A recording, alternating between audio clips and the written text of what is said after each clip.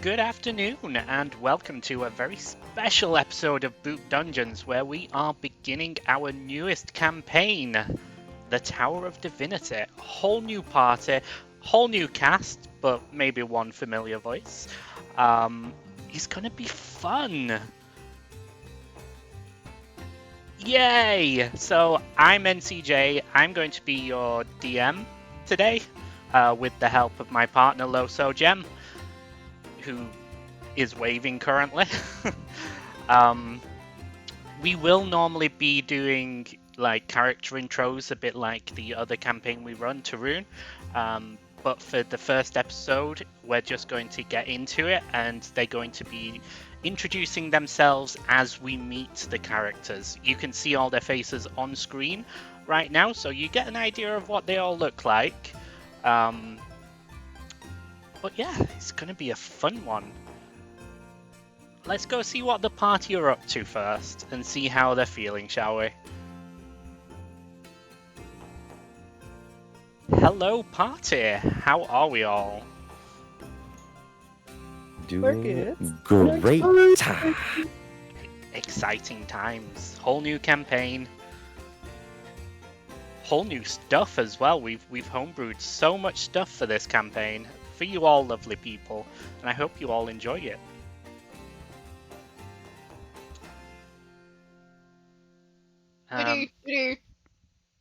This is going to be amazing. I am hyped. very excited. Very exciting.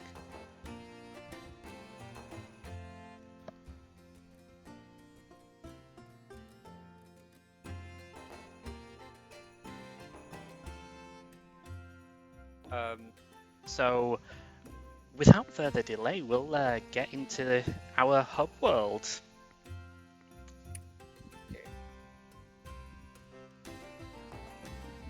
Let us know when the stream can see it, and we'll go. And we're loading. Here we go! Woo! Okie doke.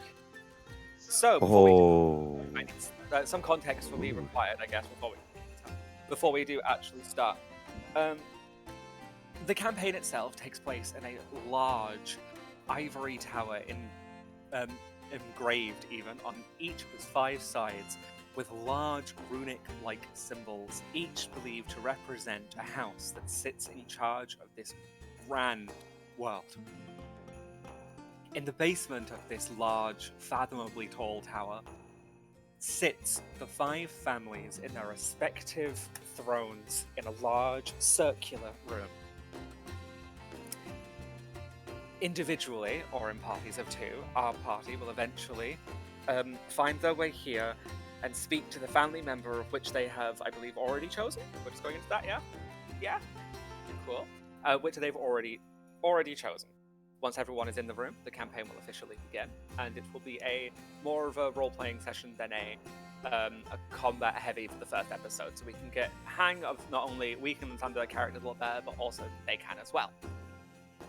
So, to describe the first room our party will be appearing in, it is simply, as stated, a large, round basement with 4 corners sticking out of, obviously, the 4 corners of the room. Large thrones scatter this room, made of large amounts of highly detailed carved stone. Each throne itself has a drape that goes from the base to the floor of a singular colour, which represents one of the 5 families. Each throne has a individual lord or lady sat upon it, representing the 5 races themselves: the dwarfs, the tritons, the humans, the elves, and the tabaxi. Each segment of this room is equally color coordinated. And until people enter physically, that's it. Who's joining first?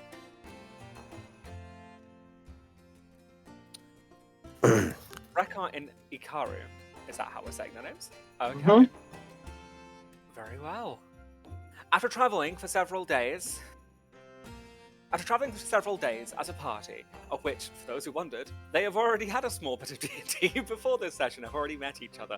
Traveling for several days together, after receiving a letter detailing they had been welcomed into the council in the fight for freedom, something of which they barely quite understand, as they've had somewhat very different but both very sheltered upbringings. After travelling through a large, grand, ornated, decorated hall, they find themselves at the very top of a large wooden spiral staircase. With every step, a creak can be heard as it gets louder and louder as they spiral down into the large, multicolored basement of the tower. Welcome back. This place is enormous. I haven't been anywhere this big and colourful before. Yeah, me either. I Um, need to come from like a race of like people who have like colourful companions, but okay.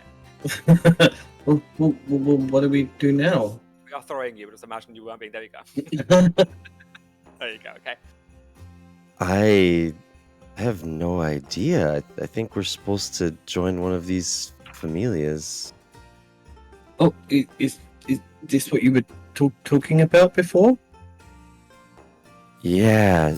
See those people sitting in the chairs?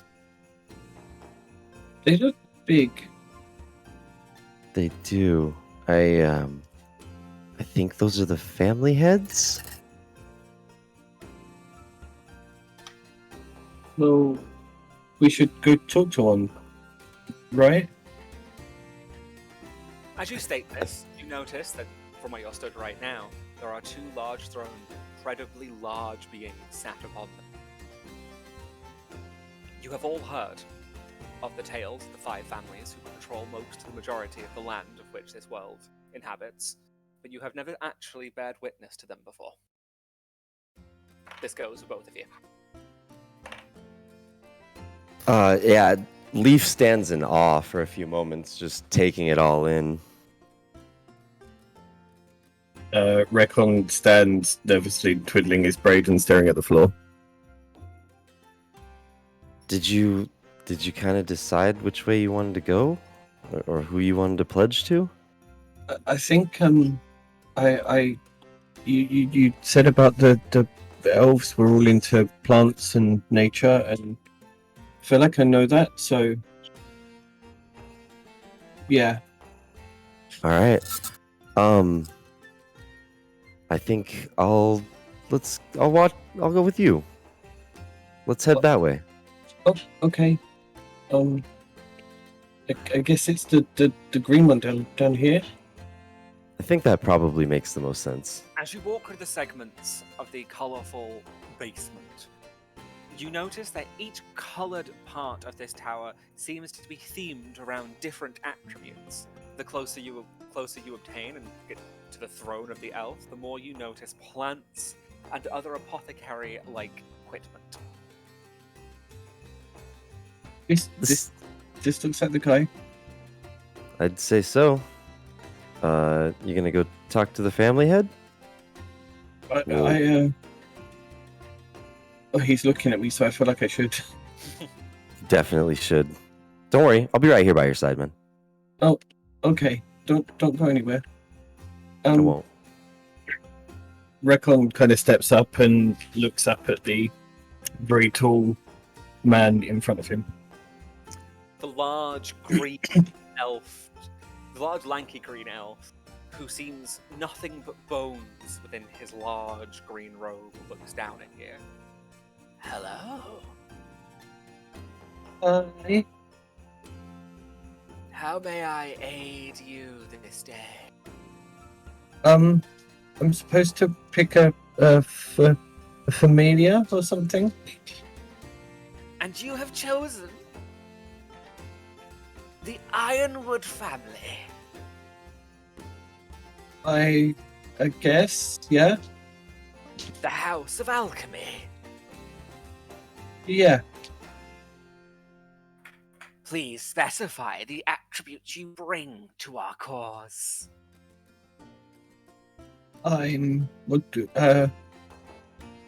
You mean I'm good with plants? The large elven lord leans forwards and stares at you through the very brim of his glasses. Good may not cut it. He's also brave and kind, and he looks out for his friends. The elven- Recon goes very red. The elven lord glances over in your direction and, who are you then? I like go into the super over-exaggerated bow where my head almost like whacks my knees. I am Leaf Vincolt, sir. And pop back up. I am a lord. Lord,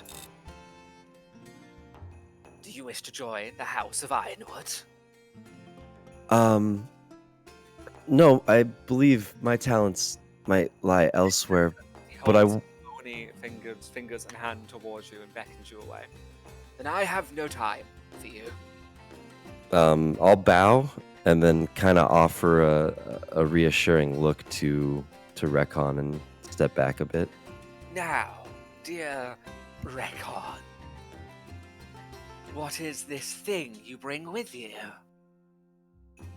This is Ikaru.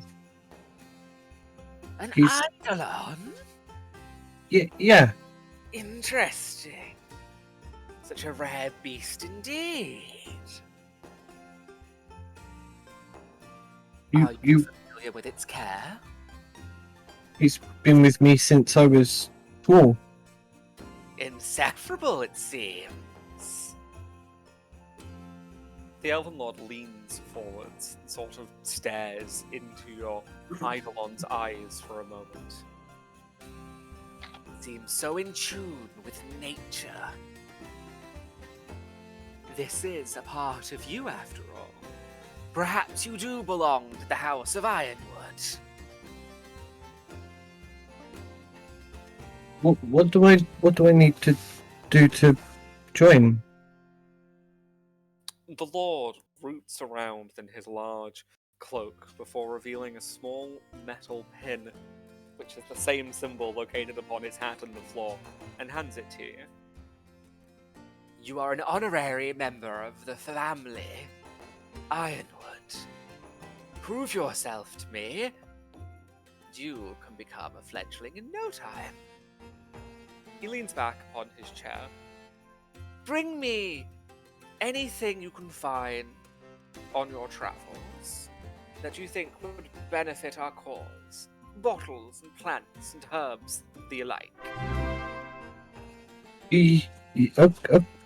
Okay, sir. Do this, and there'll be more for you in the future. Welcome, the House of Ironwood. Thank you, sir. Recon turns around and just kind of runs back to Leaf as quickly as he can. He let you in?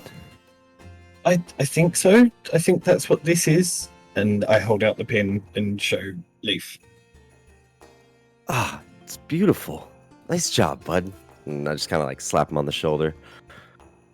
All right. I hope you get one too. Yeah. Let's go see about that. I think the people I'm looking for are back this way. Okay, I'll come with you. And Leaf kind of starts walking quickly. Looks a bit nervous.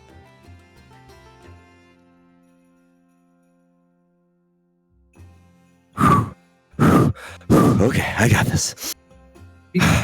You can do this, Leaf. Thanks, bud. And I'll step forward before this lord.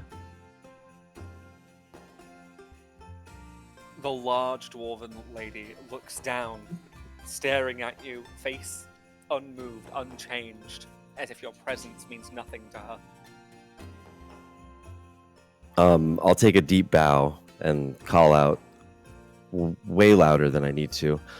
Hi, I'm Leaf Vincolt, and I'd love to join your familia, please. The dwarven woman's hand is raised as a palm forwards. Silence. You are far too loud. The great family of Grog's Keep is a noble set of people who believe that the blade is stronger than anything else. Do you agree to this?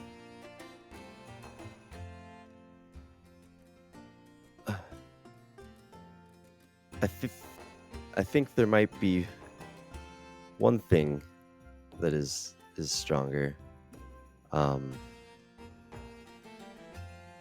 But I don't believe any other than the divine can grant it. So, yes.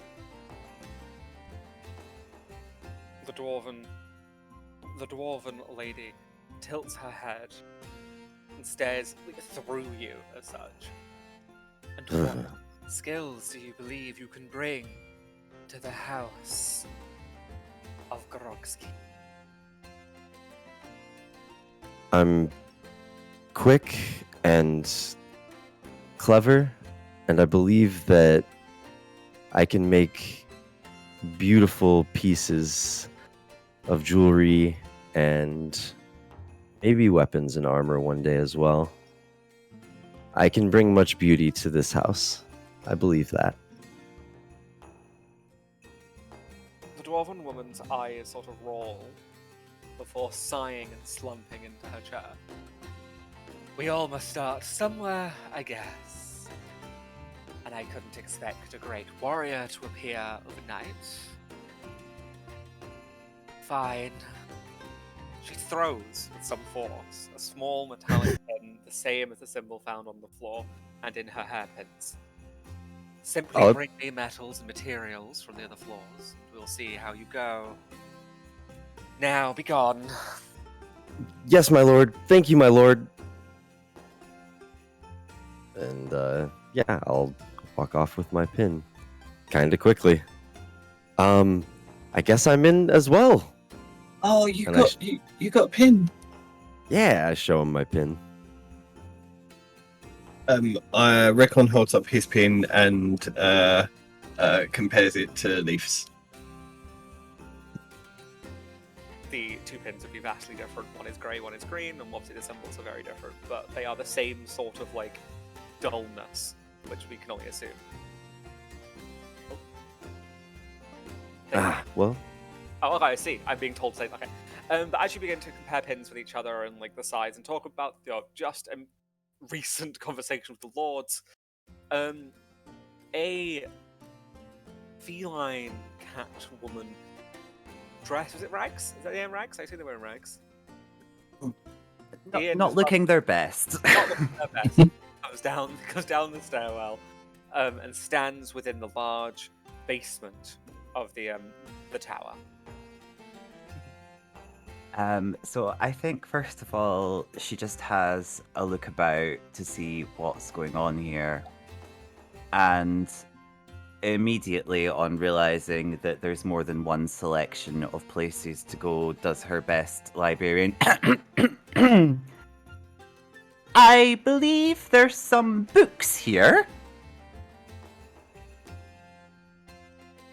As you state this, it echoes to the hall as there are all too many people. From the I'll point on the map. From this part, the red segment of the hall, you hear the large from the large red-haired, reddish-skinned human sat upon the throne. He sort of stares at you and beckons. Okay. So I'm gonna head over, see him then.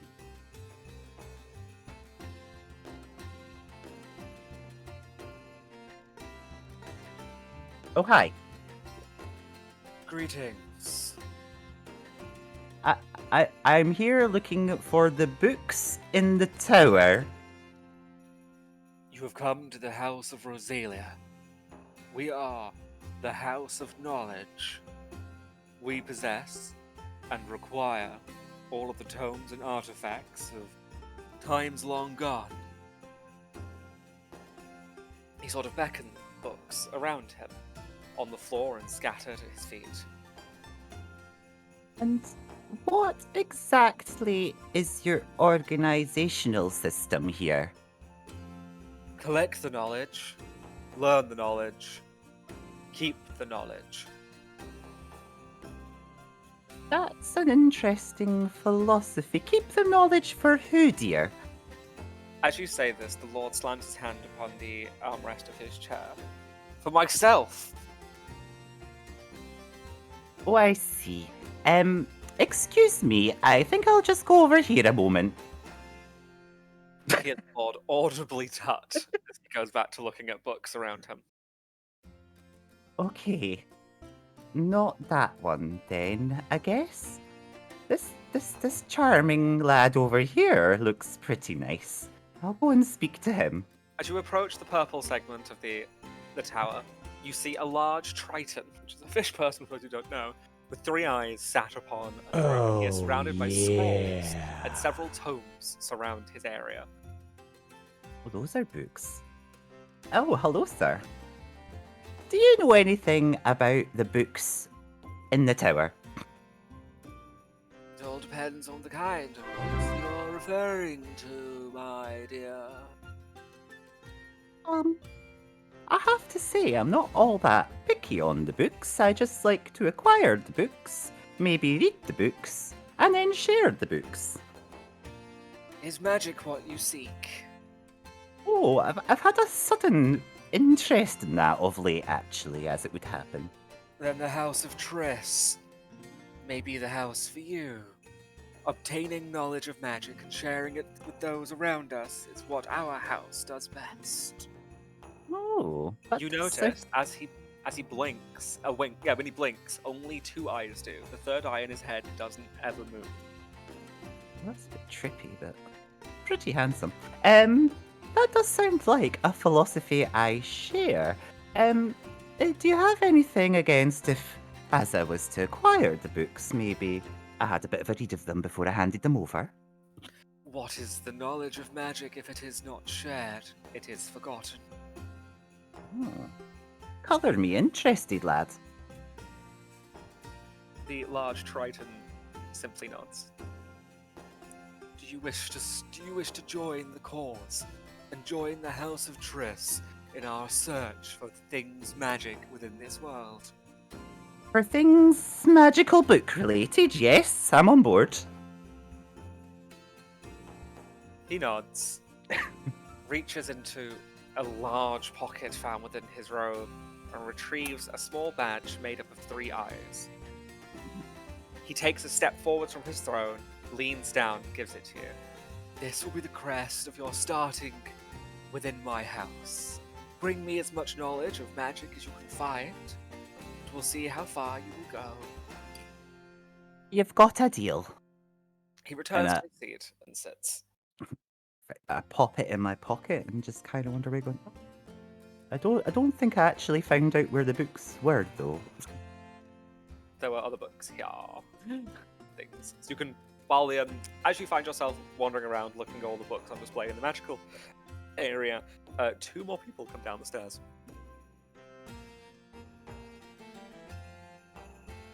2 more people come down the stairs. I'm certain there's 2 of them. No, 2 tieflings find their way down these large, rickety, croaking stairs as they find themselves within the basement. Both reddish skin, one more burgundy than the other, both with glowing yellowish orange eyes and horns. Feel free to describe yourself at this point.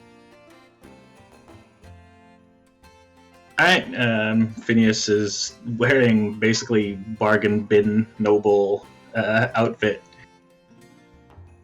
Long brown hair and is carrying a tiny little chicken in his hand.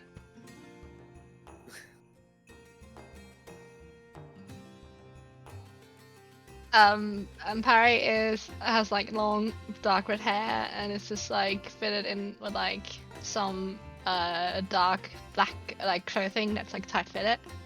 So it gives her like mobility. And she carries a hood, Mercy. Just carries a hook, okay. A hood. Oh, a hood with a hook, that makes sense. Yeah, Okay. Not a hook, but a hood. 1 hook for a hand. No, I see. Okay. As you enter, feel free to discuss amongst yourselves where you'll be going. Well, this is quite interesting location then. Is there anything that catches your eye, Perry? Not sure, yeah. No. Maybe the books. Yes, you were always interested in the books. I think I've done enough reading for now, but I will join you and accompany and find out what they're all about.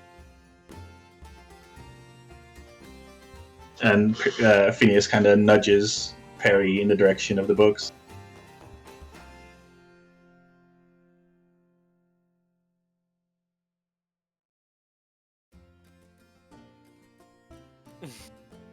As you walk past a cat reading tomes of magical books. Still just there reading. As you approach the throne of the large Triton, two of his eyes, as stated before you know this, but two of his eyes lock onto you. Greetings. Greetings to you. Do you seek the knowledge of magic? I do. And how do you wish to use it?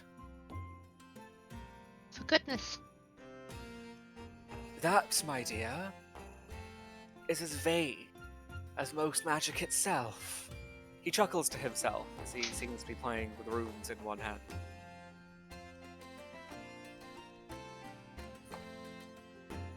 Of what extent of magic do you wish to obtain, and what do you bring to my house?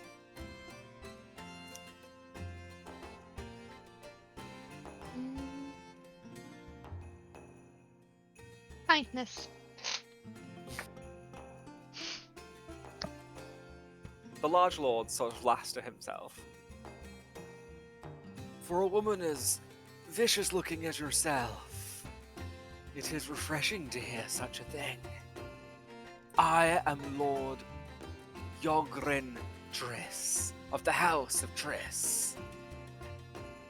If you wish to join, step forward. He pulls a small badge from his cloak and hands it forward, waiting for you to take it from him. Well, Perry takes the pin and does a small bow before. As you do so, he nods slightly. If you can find me magical tomes, amongst other magical items to start with, we'll see how that goes, and there may be more in your future. Welcome to the House of Triss. May magic guide you.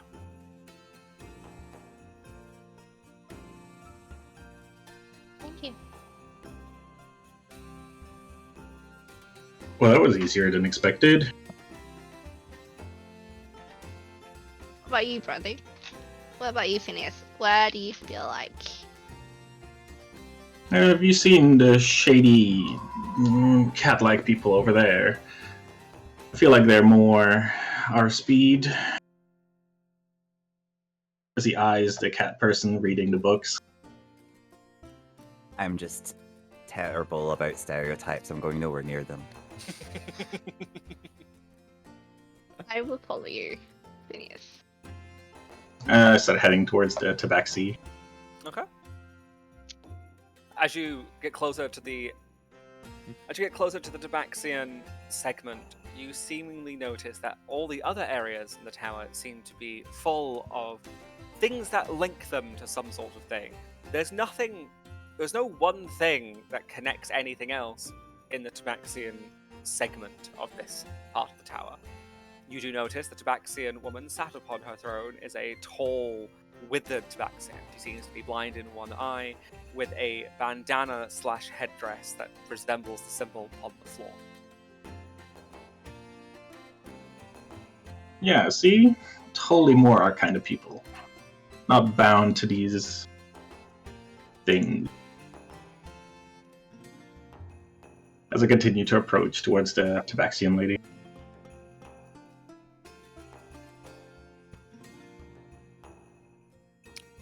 It appears my foundry has crashed. No. Womp womp womp. But it's fine. Okay. As you approach the Tabaxian, she clocks you with her good eye and leans forwards. Welcome. How may I aid you this day? Greetings, milady. As I come here, gazing upon the people in this room, you are the only ones to stand out for not standing out. So I was curious to know what your familia was all about. The House of Patos prides itself in finding only what is valuable all the time. We have no need for singularities of said talents. We accept all who are willing to take without question.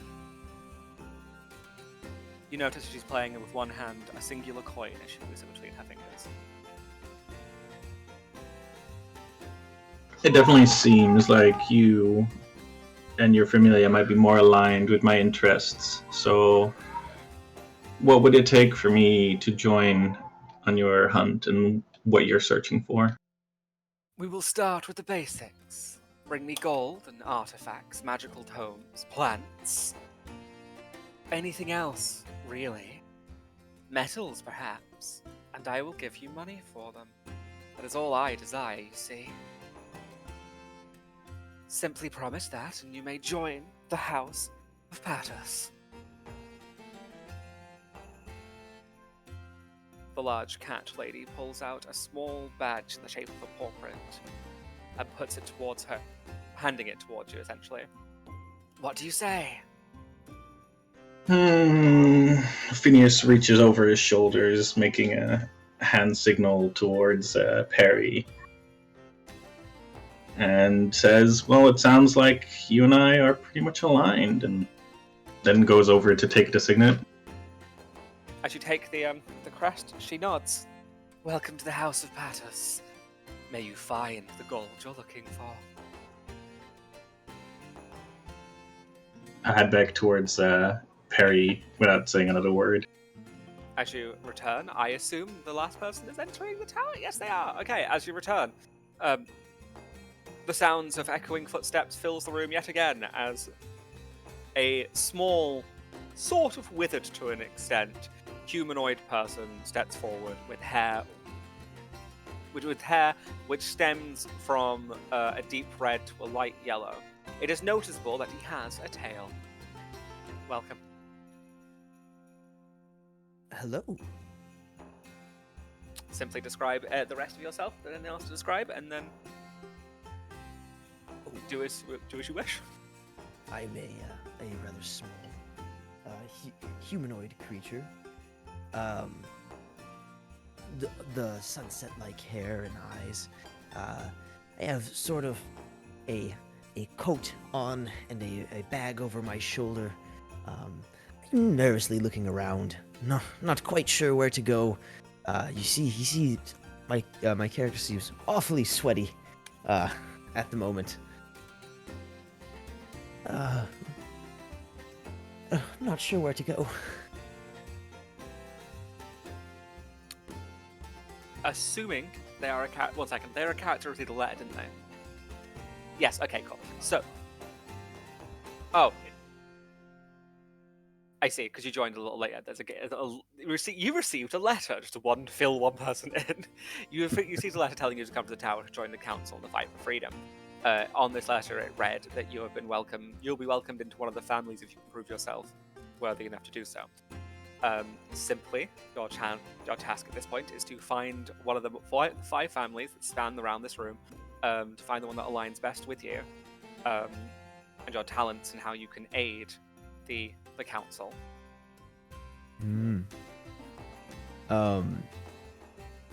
When I look to my left, do I see any? What do I see?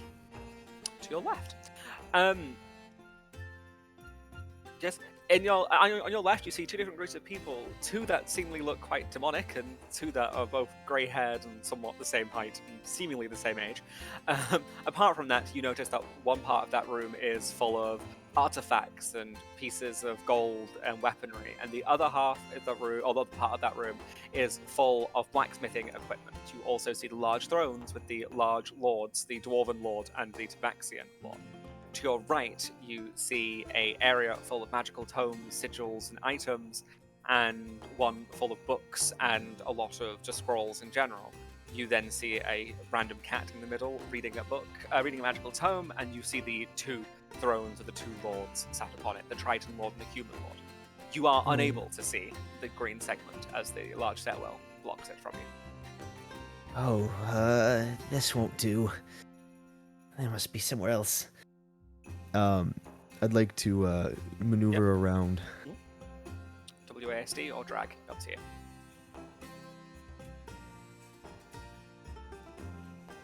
As you move around the room, you notice a large green segment full of plants and other such apothecary-based goods. A large green elf sits upon a green throne.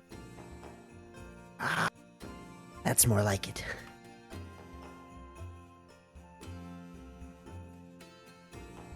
The closer you get, the Elven Lord looks down their glasses at you, as they are fathomably larger than you are. Oh my. Approach, beckons the large elf. Hello. How may I be of service to you? Well, I was rather hoping I could be of service to you. I see the trees and the plants and the herbs and the ingredients, and I assume this must be where anyone with a knack for apothecary or herbalism or potions might have a chance at providing services. The large bony elven dwarf puts one finger on the bridge of his glasses and pushes it up to his eyes. You would not be mistaken. You wish to join the House of Ironwood? Oh, indeed I would. Then pray tell, what do you bring to my family? Well, I have some skill in potion craft and, a compassion for life. I think that through the proper use and study of potions, you can, even without fighting, you can truly support an entire party. He nods. Name a singular ingredient to a health potion. Ooh. Can I make a history check, or should I just History check, Sean, do a history check. make a history check? Mhm. All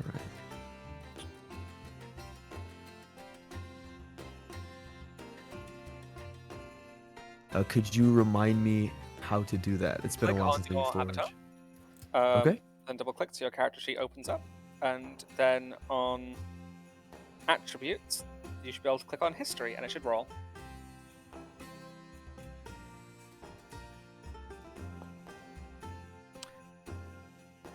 Okay, let me roll a counter. I'm afraid simply you just don't remember. The large elven lord leans forward, staring almost through you, waiting for a response.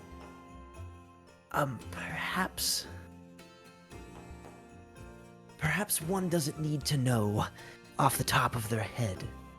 In fact, wouldn't this be a place of learning and nurturing of knowledge? I'm afraid your silver tongue will not suffice. The elven lord leans back. Today I thought I was going to recruit a high-leveled member to the Ironwood.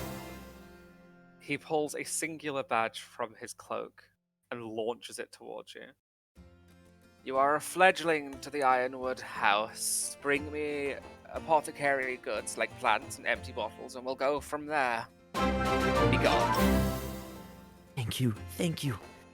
And I like back away, bowing my way out. Very low to the ground, even still as I am still going backwards, bowing my way out. As you begin to do this, you all seemingly hear the large, or you hear the noise of a large spiral staircase make a large click. The light that was shining from above seemingly now gone. The staircase is closed. As a party, you are all welcome to begin yourselves. Are we supposed to have a place to sleep here? I think think they provide rooms for us, right? Who are all these other people, Leaf? I don't want I to don't. say hello to anyone yet. I'm nervous. Don't be. I'm sure they're all rather friendly. I'm kind of hungry though. Should we go introduce ourselves or get something to eat? Get some rest? I mean, think- I'll follow you. There's got to be someone around here who can tell us how this place operates. How do we get into the tower? Maybe we should have asked the big head person. I don't think so. No, let's not do that. And we'll start wandering around looking for someone who can give us information.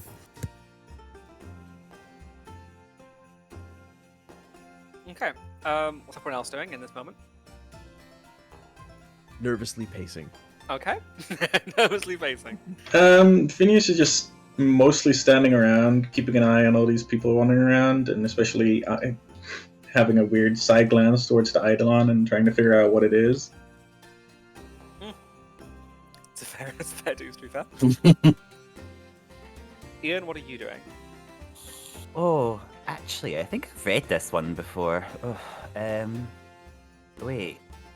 I should have probably asked what I meant to do to get the rest of the books. And why is there children over there? Children? Hello? Oh, You mean us? Yes, I mean, I wasn't told outright when I came here, but it was heavily inferred to get the books there was going to be no small amount of peril, and maybe some outright attempted murder. Are you sure you're meant to be here? murder? Are you a cat person? Listen, we don't sort of judge on that here. Oh, no, I'm so sorry. And you see Leaf just go bright red. I've never Ooh, seen is a that cat magic person. making you go that color? No, and I kind of look down.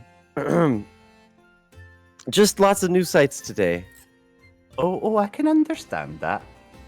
Did anyone happen to mention what we were meant to be doing here? I was just gonna start looking for someone who could tell us, where to go and how to get into the tower. Oh, that sounds like a good plan for someone so small. Sir, are you okay? mean, You are giving me anxiety. Oh, yes. Sorry. Just take a deep breath. What are you sorry for?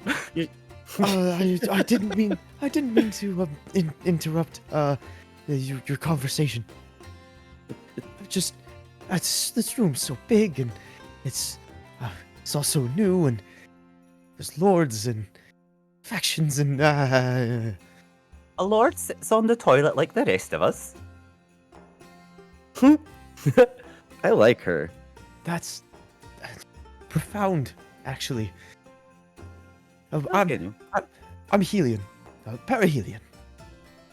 Oh, I'm lazy. A pleasure to meet you. Who did you all end up getting your little badge from? He affixes his badge. Oh, hey, Rekon. He's got one like you. And I'm sorry, Maisie, it's nice to meet you. And Helion, it's nice to meet you too. I'm Leaf Vincolt. And this is my friend, Rekon. Hi. No. Phineas just walks up behind you guys and starts inspecting the Eidolon. Hikaru would notice and immediately dart into Rekon's neck and hide in his cloak. Phineas looks and just doesn't care and goes back to inspecting the Eidolon. What are you doing? What is this creature you have here? He's my friend. Friend, you say? Yeah. Why do you have a chicken? That is my, let's call it friend. Is that an Eidolon too, Rekon? I don't think so. It doesn't look colourful enough. It does look just kind of like a chicken, huh? I'm not familiar with Eidolons, but no, this is just my chicken. We call him Popeye. It's a dreadful name for a chicken. Oh, I just got that. Oh, he sounds delicious. I wish I knew, but sadly I do not. Often related to chickens. If you would like to see a picture of this chicken, please just Google Popeye's chicken. Popeye. Is it I in the know. bucket? But you say you are friends with this creature. Yeah? Curious. I Are you friends with Popeye? I mean, I speak, he listens to me. I guess that could be considered a friend. Well, friends is more than just talking and listening. Leaf, Uh-huh. are lots of people that you hang out with friends with animals? So be very You know- careful what you say next. I mean, to be fair, Oh, I didn't mean it like that. He just hides his face. Calm in his down, laddie. I was just having a bit of fun with you. oh, I like her. She's feisty. No, Rekon's really my only friend. So yes. I'll be your friend. That's a little presumptuous, don't you think? Leaf holds out his hand. Sure, we could be friends. Thank you. I've never had a friend before. I motion over for Perry to come and scout out this interesting room. This is my friend, sister. Relationships are weird. It is wonderful that you are all getting along so well. A pink-haired woman has been approaching since you started your conversation. She has hello. a small brooch in her hair, which symbols the 5 families. The lords welcome you to the Tower of Divinity. Well, isn't that just divine? Indeed. She seemingly has a smile that cannot be broken, and a stare which goes on for miles. Oh. 1,000-yard She was a stare. librarian. You have all been chosen individually, and you have all proven yourself worthy to the lords of your choosing. If you would like to follow me, we can get you acquainted with a bed and food. She turns, simply just begins to walk away, apparently without looking in the direction that she goes to walk. She stares at you as she begins to walk off. Hi there, Harry Perry. looks at Phineas and scratches her nose quickly. We going? I think we just do it. Phineas scoffs and is like, chosen, huh? Let's see about this. I guess we should follow her. Leaf awkwardly tries to introduce himself to Perry, and then follows with the rest.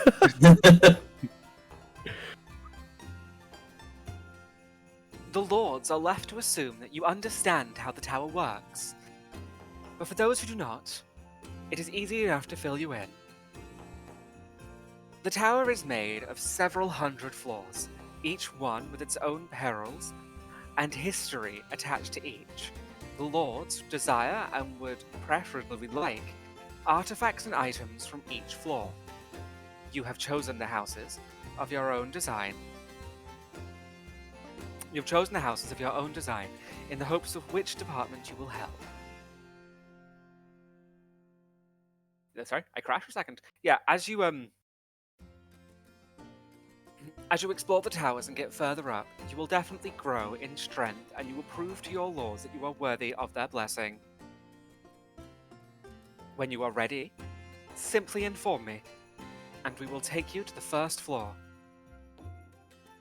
You are not the first to attempt the grand Tower of Divinity, and you will surely not be the last. I look forward to seeing how far you go, and how far we are able to explore this great tower.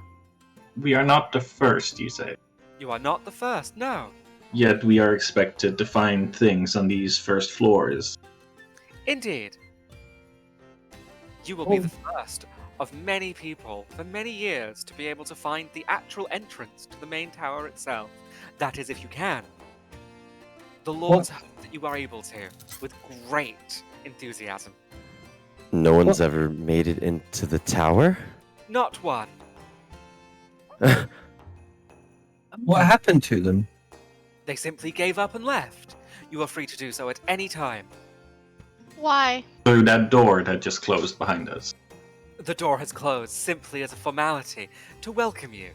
Once you have made it to the first level, you are free to come and go as you please. If you do leave, the symbol of the house that you bear upon you will simply be taken.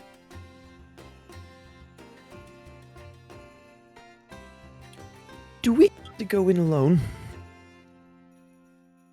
You will attend with the people who are available on the day that you decide to enter. Oh, 3 okay. minimum must enter at any time. This is to protect us as much as it is to protect you. Protect you? The Lords would like their artifacts and many items to be intact, you see, as much as they desire you to also be in one piece. I mean, I think my interests align with theirs in that respect. Softly We are glad you considering. see eye to eye with the lords and ladies of our great tower. Teamwork makes the dream work. What a strange sentiment, but I agree. She nods and states, "If you need me, simply ask. My name is Lisbeth. Goodbye." She, the same as was before, smiling from almost ear to ear, takes her leave down the corridor. What a Yeah. lovely lady. She seemed nice. The staring right through you kind of threw me off a little bit, though. Great skills in my line of work, that. You find yourself in a smallish, well-decorated room. A large dinner table sits in the center, set with plates, forks, and knives. A large blue rug drapes across the floor with a gold-embroidered tapestry, which dictates the 5 houses and the 5 families with their each individual symbol and the talents that they possess. Throughout the room lay several different books and departments for books to be kept. There is also a series of chairs at the bottom corner of the room, surrounded a small table full of what you believe to be basic playing cards. A large fireplace crackles, heating the room, giving off a slight warm, welcoming glow. See, Recon, this is Mind nice. me, I'm just going to do a quick inventory of these books over here. You awfully do like books. Well, I am a librarian, and it is part of the reason I came here. What's a librarian? Like if you had a nursery, but rather than having children, or really any contact with people if possible, and you had books instead. That So you're sounds wonderful. Bookkeeper. Essentially. Collector, keeper, Oh, passive-aggressive guardian. Knowledge is important. Yes, yes it is. Then I'll just be over here. Is there food on this table? I don't know, but I'm famished. I would really like to eat. The table Phineas is starts empty at making the his way. moment. Oh, sorry. There is no food just yet. Ooh, Sit down and wait expectantly. What kind of animal did you say that was? it's my eidolon. What is that? He's a creature that everyone in my village has one. Wonderful. I would have loved a pet to accompany me on my He's many not, travels. He's not a pet. Or a friend, rather. Yeah, friend. And So, do you... You Rekon just kind of glances at the tail as if he wants to ask something but isn't quite sure whether it's polite and just so trails off into nothingness staring at the tail. You see Helion kind of spin around, looking for it. He kind of notices your gaze. This old thing. I've always had it, but doesn't really do much, other than get in the way. Oh. I've never met anyone with a tail before. Are you like the cat lady? I don't think so. Oh. Now the tieflings can interject, but I do believe both the tieflings have tails. Yes. It's like you're the technically the two of you. Yeah, we're the only ones without tails. We're the minority. Should we get tails, Rekon? I have a braid. I don't know if that counts. Phineas has taken place by the table, browsing through the cards, seeing if all of them are indeed normal cards. Meanwhile, just in earshot and listening to the conversation because he's so curious about what this Eidolon is. Could you roll a perception, please?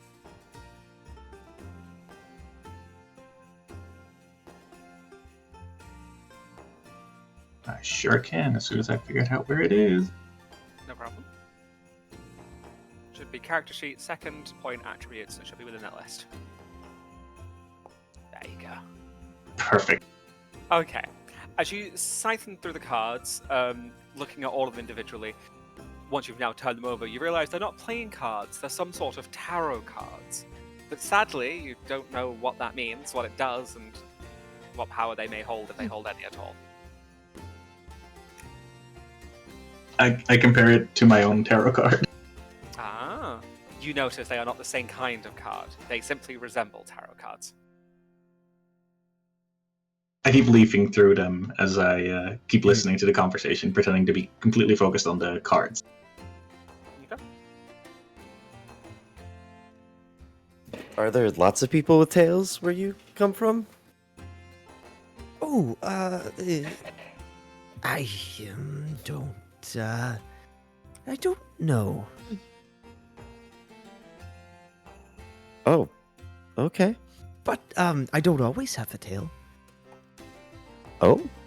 Just when I'm inside. Most of the time I keep it stuffed in my pants. Proceeds to reach behind him and very awkwardly stuff the tail down the back of his britches. I look to Rekon and then kind of like look away at the floor for a moment, feeling like this is private.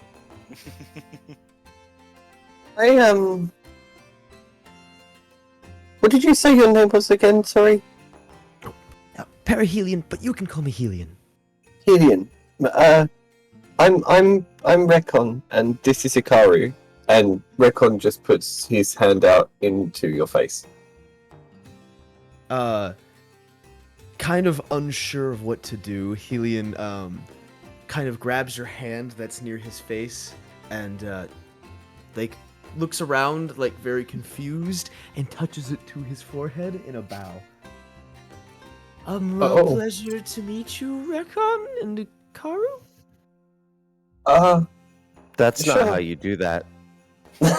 Could you show me how you do that? It's how you did it with Leaf. It's like you. Have I been doing it wrong? I'm just not used to people actually wanting to talk to me. I stick out my hand like in a handshake manner.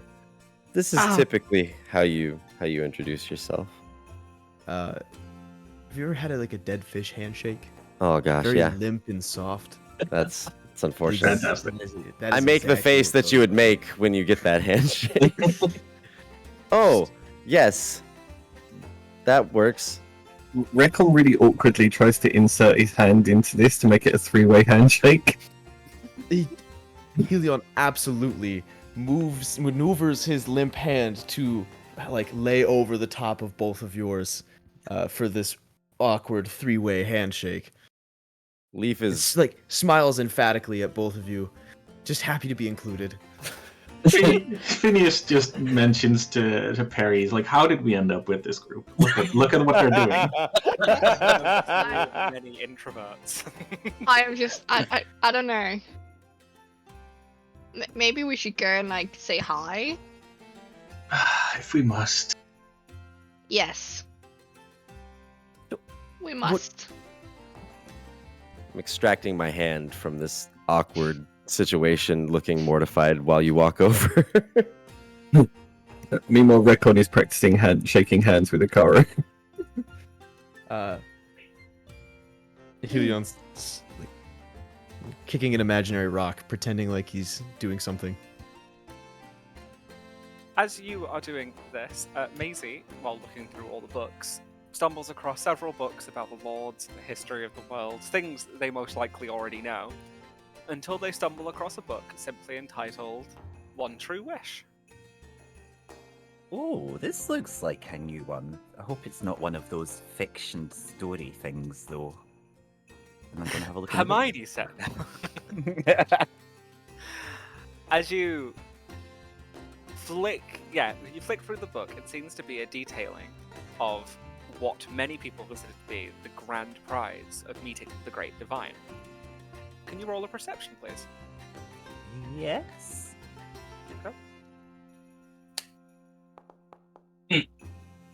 Okay.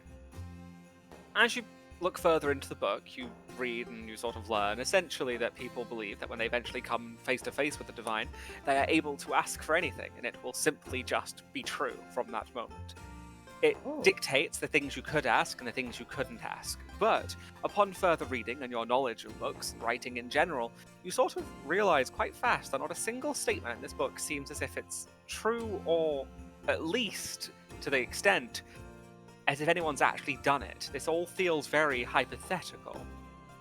You are left with the knowledge that you don't think anyone's ever actually met the divine. No, not unexpected. I probably should mention this, though. What are you doing with your hands over there? That's exactly what I was wondering. I was Saying trying hello. to show them how to do a proper greeting, but now I don't really know what's happening. I often find just a hello, how are you? Quite often will do the trick. In other news, don't think anyone's met the divine, but a lot of people seem to think they know what happens when you do. How would they know then? Oh, people do be like that. Sometimes they're called prophecies, and what happens is they write something really vague about a time in general, and then someone can apply it later in time, and it comes true that way. And other times, people just take on a bit of a narrative element and pull in enough truths from other places that it sounds like it can be true. And what they pass that off as is the news. Today's episode is brought to you by the BBC. So what is it they expect to happen when you meet this divine? You get a wish. You get one wish, and then it's just true. It sounds a bit world-changing. Or you could just ask for a year's supply of fruit jam, I guess. What's jam? Mashing fruit together and adding a lot of preservative to make it sweet and last forever. Oh, like itself. How would you get a year's supply of something that can last forever? Well, you can That there is the Yeah. conundrum. That's You why don't it's a just wish. stick it on the wall and leave it there. Just imagine the divine being all like, "Fine, you win. Here's 3 wishes." Anyway, I know what I'm wishing for. Overall, doesn't change my perspective. There's probably still books on the way, and that's really why I'm here. But if anyone's here to meet the divine, I'm here because I got a letter. was it from the divine? Don't know. It didn't say who it was from. It just said to come here. for those who received a letter, it was simply signed, "The Tower awaits." Well, maybe the divine. I don't Yeah, know. this letter said nothing about a divine. I'm still waiting to be introduced to Mr. Tower Waits. Or Mrs. Tower Waits. Maybe Duke Tower awaits. They do like their titles. I think it's. I don't think that's a person. I As just. you are all talking, you hear off in the distance the sound of a ringing bell as blurs rush to and from the table, filling the whole table with a banquet of food.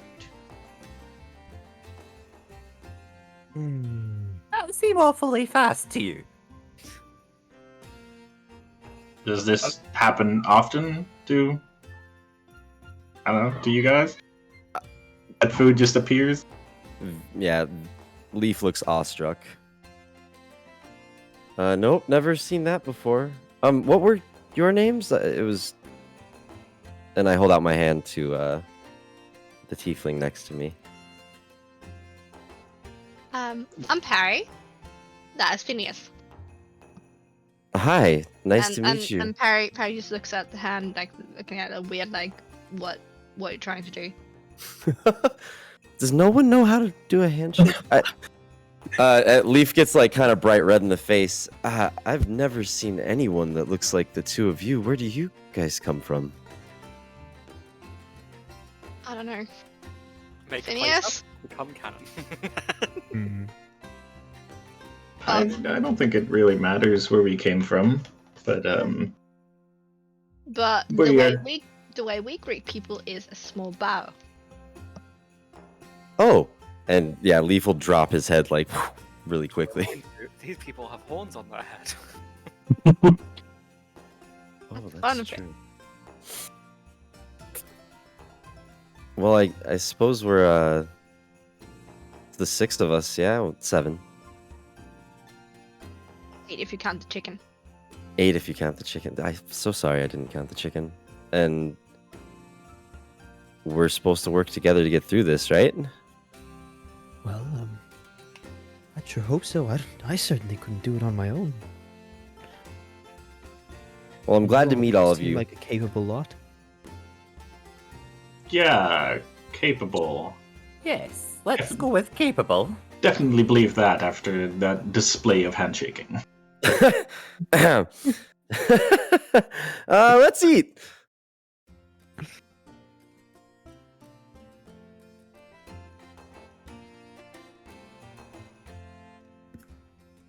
I imagine that was the most awkward seating at a table there's been. Pretty much. Cheers. Very much so, but like, you sat exactly where I thought you were going to sit. So, congratulations on that. Yay! What do we win? Woo. So I assume as you spend the evening eating and talking, as you consume the meal before you, as you do so, time sort of passes until eventually no more food is left. At this point, Ikaru is probably on Recon's lap, kind of sleeping, and Recon's just kind of absently stroking him.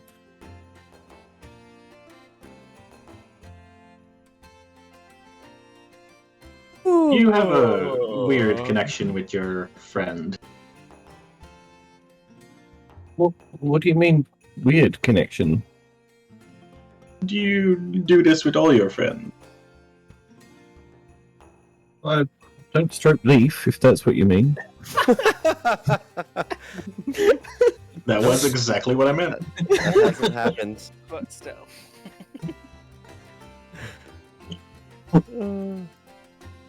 We did fall asleep tied to a tree that one time, but I don't think there's any petting involved. You Okay. should come off it as, I don't know, tied to a tree. That was my How? question too.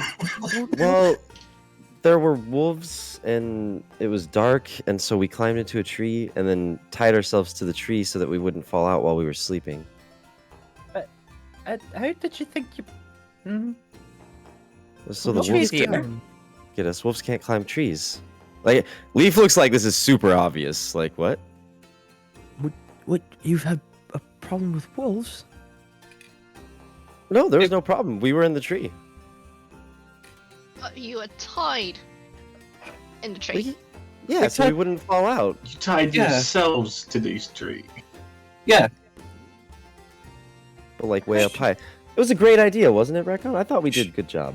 Should we not have done that, Leaf? Was that I don't wrong? know. Maybe, is there a better way to do that? I don't mean to be that person, but maybe you shouldn't tell us any more if we're about to potentially go into danger together. Oh. No, I Leaf, don't Leaf. think there's any tree you can tie yourself into. I didn't say there was going to be danger. Leaf's really strong. He fought the skeletons. Oh, you. I don't know. I think. There were skeletons? You fought skeletons? Skeleton wolves? Well, there were just a few of them, and honestly, Ikaru did most of the work. Ikari starts purring. Skeleton. This friend of yours is becoming more and more interesting. The lords and ladies of the house would like She's to back. inform you that beds have been made available at the end of this room, and the entrance to the first floor is now open at your own leisure. We would like you to do as you please. And may the great divine itself shine down upon you, and may you do your familiars proud. She bows before walking away. Oh, lovely. Well, A good night's sleep, and then shall we all make an attempt on the first floor tomorrow? I don't see why not. Sensible, yes. You're all gonna Alright. go, right? Yeah. Okay. Whew. I am for sure. Well, I feel better knowing you fought skeletons. You could probably handle that. Like I said, it was mostly Ikaru, and I point to the little green furry guy again. I guess it'll be fine as long as we encounter skeletons and not wolves without trees. Yeah, that's. There's a What do few more you of us do if now. There's no trees. Good thing people joined the fucking alchemy place for ointment. Fucking hell. It burns. It burns. I'll think on that in the future. We'll see what happens. Recon picks Ikaru up. Just for reference, Ikaru looks like a big, kind of green, about the size of a cat, but looks like a squirrel with 6 legs and very large ears and wings. Wings, yeah. And a long kind of squirrely tail hanging over the back, and Ikaru kind of picks him up with the legs just kind of hanging over his arm and says, "Well, I'm gonna go to sleep, I guess." You'll have to show me tomorrow more about your friend and tell me if you have more of these. I don't have any. There's plenty in my village, but Ikaru's the only one with me.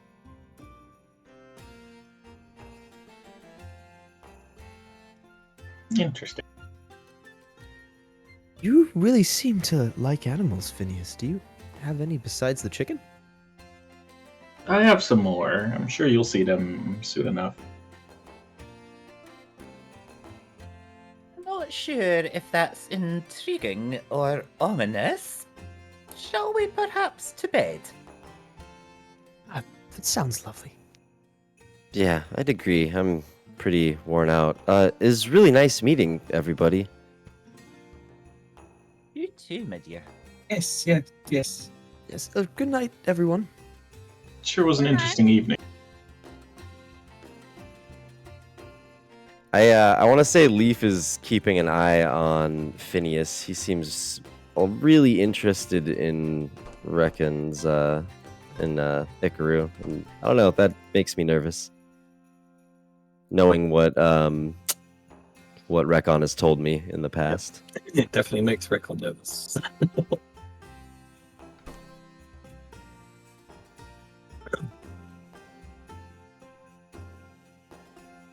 As you Oh, all do this the bed various- is so comfy. As you all do the various things that you do to meditate, you sleep, etc., as you get ready to do so, you all find yourselves entering whatever state of existence one goes to when they sleep, as you feel the very tower begin to shift and to move, as not overly jolting, but you all sort of feel a slight hum and a vibration through the building over the night. Once morning breaks, it seemingly stops. And you all awake. Did it interfere with sleep at all? No, those who were meditating would have noticed, those who were going to sleep would have noticed before they went to sleep, but when they woke up. You can all do a long rest. I don't imagine it would be needed, but you can do a long rest if that's particularly what... I think we're all good. Does Yeah. everyone know how to do a long rest? I think we've been over it, but long rest, simply go to your character sheet. Under your character's head, there's a little bed. Click on that, and there'll be an hourglass that says, like a half hourglass and a full hourglass. The one on the end is a long rest. Simply click that and you'll long rest. Appreciate it. No problem.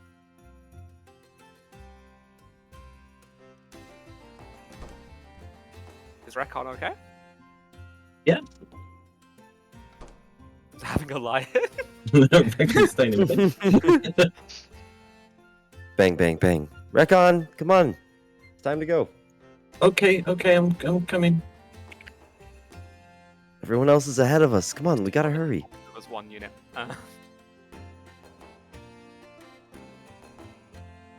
Morning. Did everyone sleep well? Yeah, I don't know who had the weird noise going on in their room last night, but it was a bit distracting at times. Did you hear that too? I'm glad I wasn't the only one. I mean, it just sounded a bit like the earth around us was shifting about. I don't think it's anything to worry about. That sounds like something to worry about. I agree with Lee. But I mean, we only have one job today, right? We'll have to ask Lisbeth about it. That seems wise. You say her name and no one seems to turn up. Say it again. Louder. Maybe she... I believe if you say it, she'll show up. She does in your dreams. Oh gosh. We need a mirror. Or our nightmares. They We need still candles. work 3 times. Or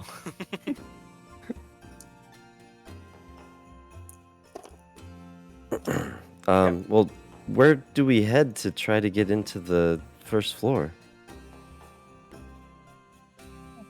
I guess we'll have to head back towards the main hall and find out, see if we can find Lisbeth or someone else. I guess so. Let's go. as you begin exploring the corridors that lead from room to room, you pass doors that read kitchen and bathroom, etc., etc. Thank God that's where it is. Until eventually, you reach the major point, which leads to the central room, which is here. Sorry. What? Nothing. I'm laughing because Helion went to the bathroom on our walk. That's great. Good choice.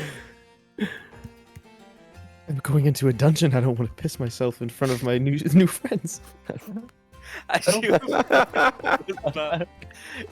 her smile as unwavering as before, her hands raised into the air, and simply states, "The lords and ladies of the tower and house wish you great luck on your first endeavor into the tower.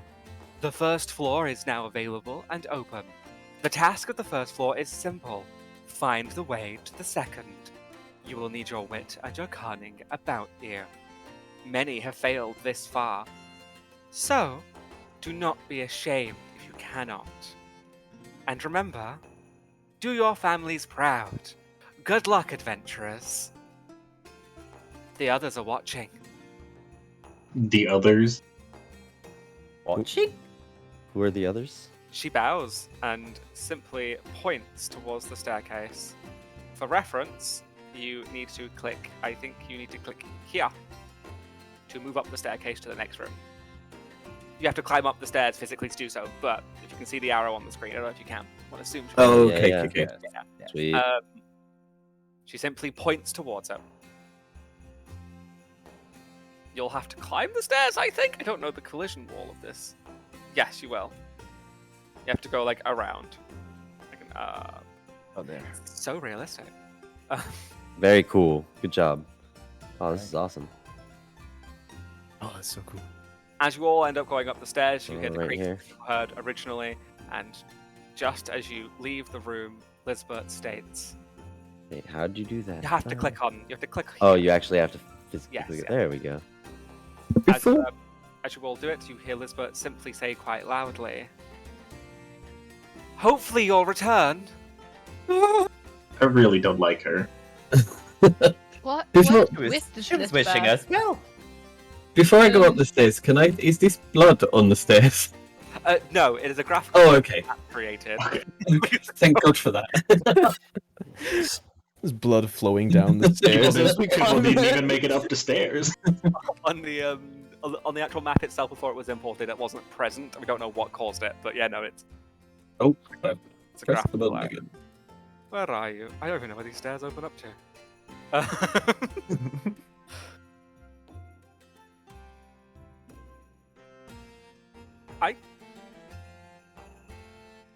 Oh, there you are. Sorry.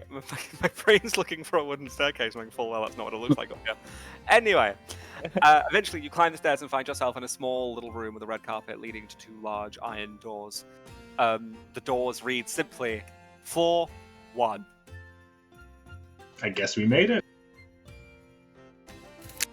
Let's see what this has in store for us. Should we like strategize? We might find some danger in here. What's everyone good at? Well, I'm really good at running. You know, these two are good at tying themselves up in trees. Apparently, the green one is very capable of fighting. Was she shooting? Macy, was it Macy? Yes, Maisie dear. Macy has a lot of knowledge, as far as I can reckon. Yes, I also brought Bolt along from the library, and she brings a light crossbow out from under her robe. Just in Yes. case anyone misbehaves. Is that common in libraries? Certainly common in mine. kind of a library too. Simply reads That be quiet scene is, or that be quiet sign is enforced heavily. Just tapping it with the crossbow every so often. But it I'm just rather- it's not like a crossbow. It's like, in in the spirit of that, I guess you would see a large great axe, kind of hefted over along Helion's back. It looks far too large for him and his tiny arms to really heft, but he's like lugging it along with him, kind of weighing him down. Phineas lets out a long whistle, and a farm dog and a snake appear. Oh, Were they here the whole time? You did say you wanted to meet my friends, but they're... It's one thing having a crossbow under your dress, and another having a couple of creatures. Do you have many more? how many animals do you have under your big enough to dress? share with the class. None yet, but I'm planning to collect Are a you few wearing a more dress? as he eyes Ikaru. Nope. Nope. You is wrong. Parry just pulls out like a few throwing knives. Yeah, Leaf also kind of gestures at a dagger that's at his hip. You would also see a bow on Recon's back. As well as on Parry's. That's a bow. Slung over there. All right, I think we kind of have an idea.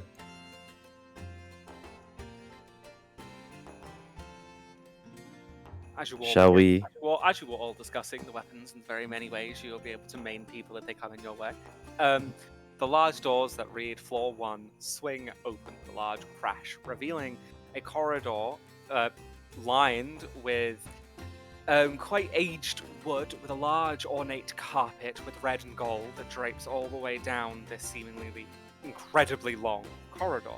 The walls of the corridor are large and mainly made of stone. The occasional painting of people who seem hundreds of years old at this point, seemingly upon them. Not much else apart from the occasional spider web upon the quite tall and high up ceiling. I don't think they were lying when they said there hadn't been many, or if any, people in here for a while. Phineas picks up Popeye and puts it on his shoulder and walks in. Parry just follows straight behind. I guess we should get this over with and find the next floor, I suppose. Well, hopefully it's labelled as clearly as this one was. It would make the search a little easier, wouldn't it? So many have failed. There's just a big door that says auto. Exactly. Elevator to the 900th floor.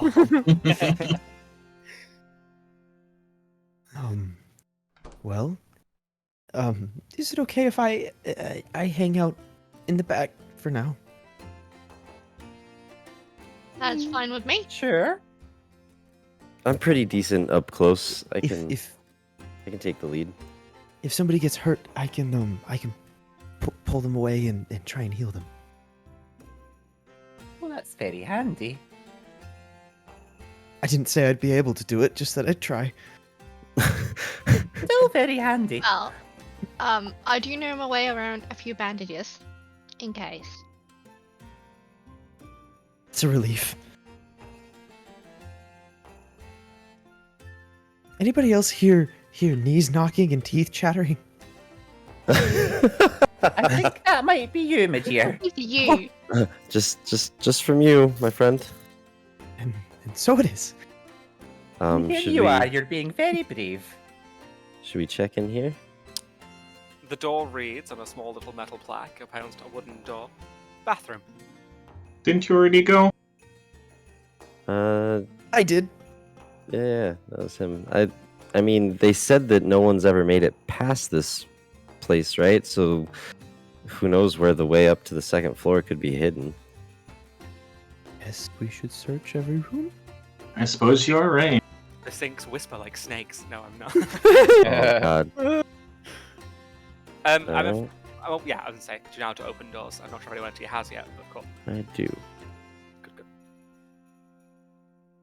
As you enter the smallish bathroom, it is completely tiled with a half wall at the top of the room. You can just about see over it, and there's an empty bath.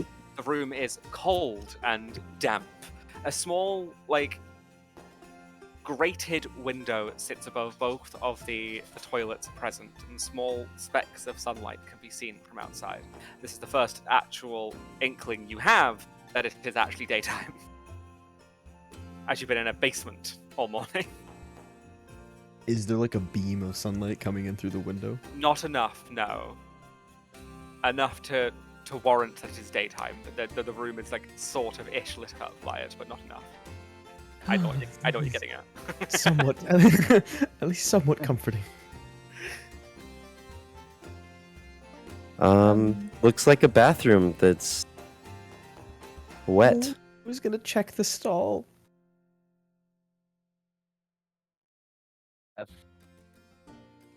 I don't mind. Make sure you knock. Okay. Someone could be using it. Hello, and starts knocking on the door. As you knock, the door sort of like swings open as if like Well, that was the handy. wet of the room has affected its hinges. Inside is simply, yes, an empty bathtub, a few steps to the bathtub, and not much else. It comes to your surprise that the inside of this bathtub is drier than the rest of this room. I mean, it seems fine, but I don't know why the bathtub's dry, given that no one's bothered mopping this place in a while otherwise. I'm tired of being wet, and I'm going to attempt to climb in the bathtub. Could you roll an acrobatic, please? Oh, I sure can roll.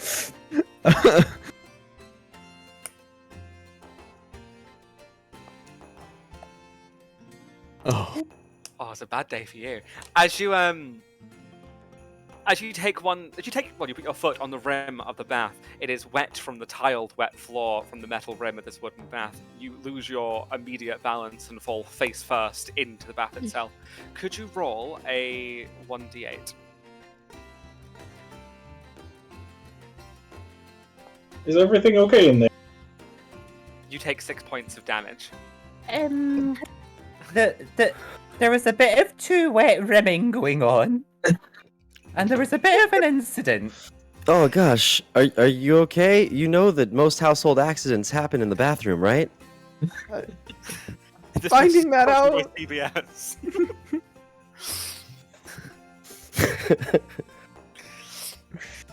Ah, You know how someone said they were handy with bandages? you Yeah? see, it's a large gash on my forearm. Blood's just seeping out. I just whispered to Perry and go, I wonder why no one ever made it to the second floor. Byron has not lost on Maggie or Foggy that the bath is now full of a liquid. And it's not water. Yeah. come here, come on, let's get you out of there. You help me out. I didn't make it in very well the first time. I can't make you roll. Maisie, will you give me a hand? Let's get him out. Yeah, let's go. You both help flawlessly get them out of the bath. Oh gosh. Leaf is just not instilled with a whole lot of confidence in Helion's abilities. Unsurprising. I mean, I guess that it's was an slippery. unexpected danger, but I did say.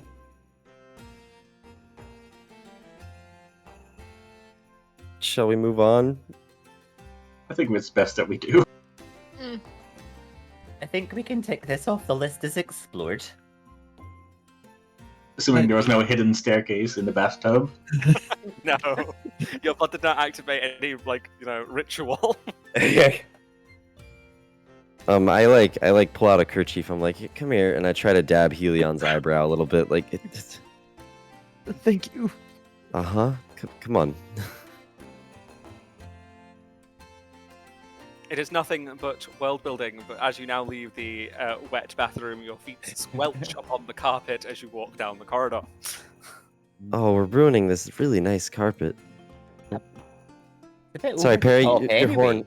I think I ruined Sorry. your bathtub. I'll just stay in the back.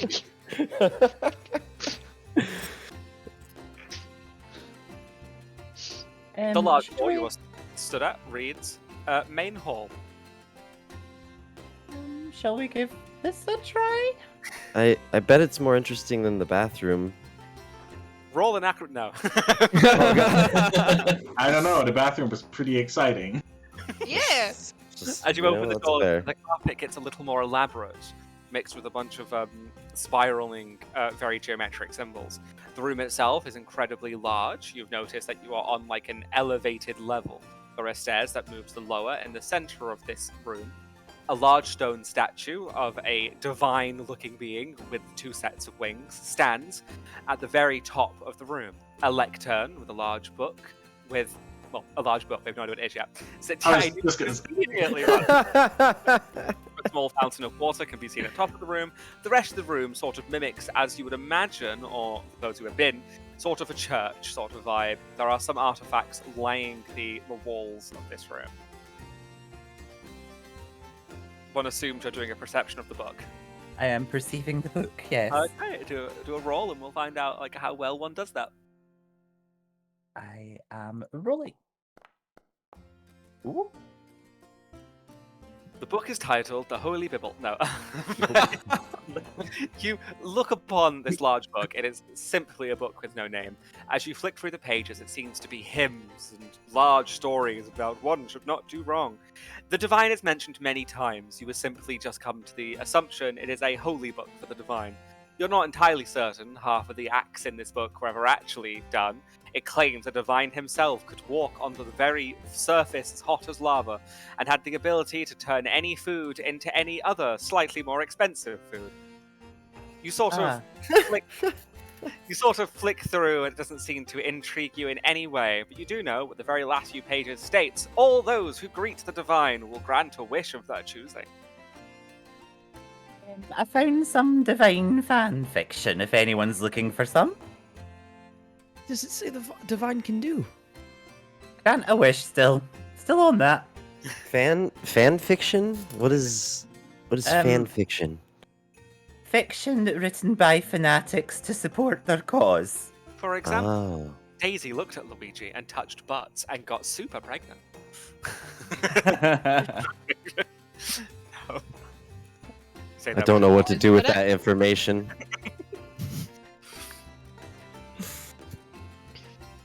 Did we all just hear that in our head and are now able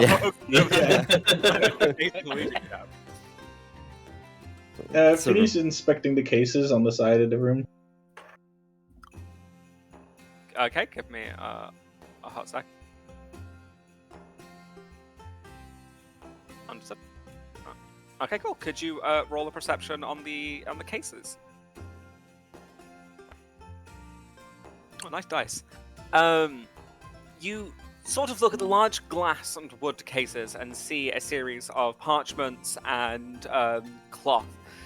They have small plaques under them that sort of read what they are and what they do. One is deemed a holy text, one is deemed something referred to as a healing light, and the other is the cloth of the divine. Your mediocre inspection of the item sort of gives you the vibe that these may not be what they say they are and simply just ceremonial.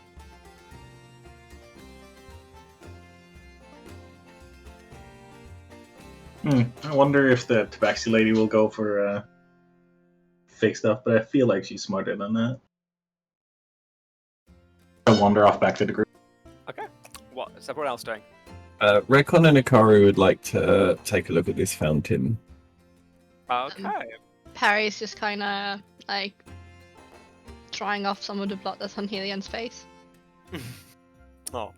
On the in Aw. a small well of fountain of water in front of you, a large engraved point into the stone of that fountain reads, "The tears of the divine holy water." You can roll a perception if you wish to check or look if it has any qualities you may remember or no. No, Ikaru's just going to sniff it and see if it's drinkable. Okay. I don't know what you'd roll for that, so you smell the water. I can do Survival. perception. Oh, It's okay, survival, yeah, probably. yeah. Okay. Oh, you want survival? Survival. Sure, we'll do a survival. Survival, okay. If it's a nat one, we'll use it, right? And they're both wisdom. right? Okay.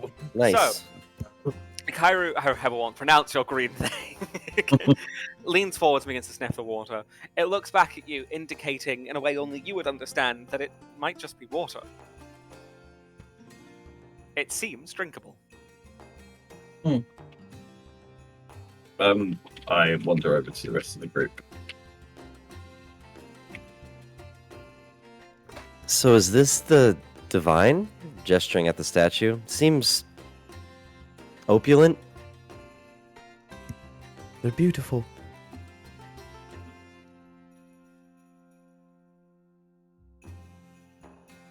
That's yeah. Helion Say so. blushes and kind of like, that's what's over here.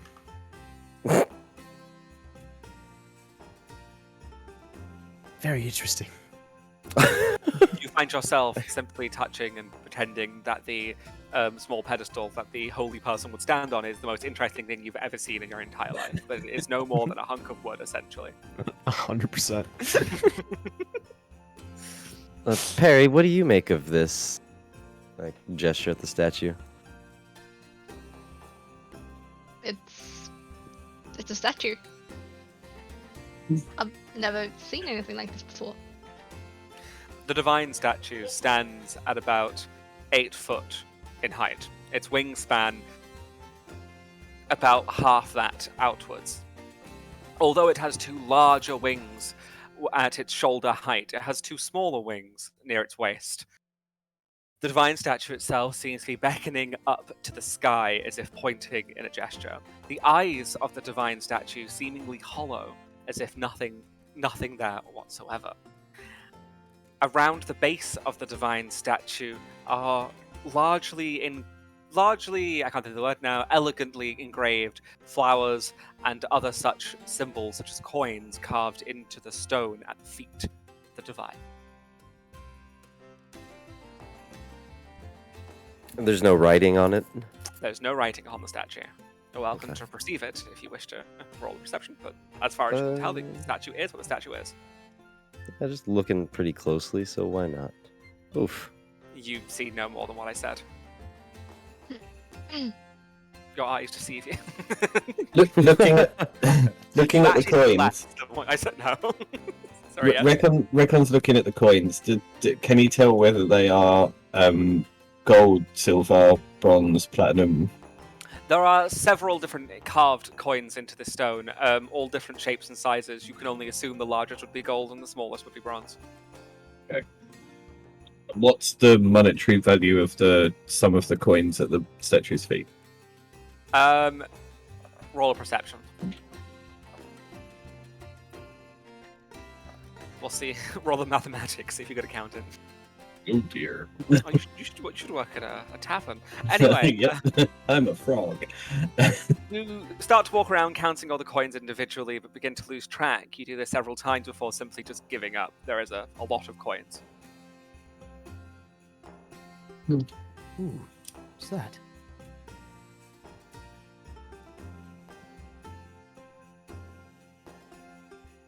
Was there anything interesting in this tome of yours, Macy?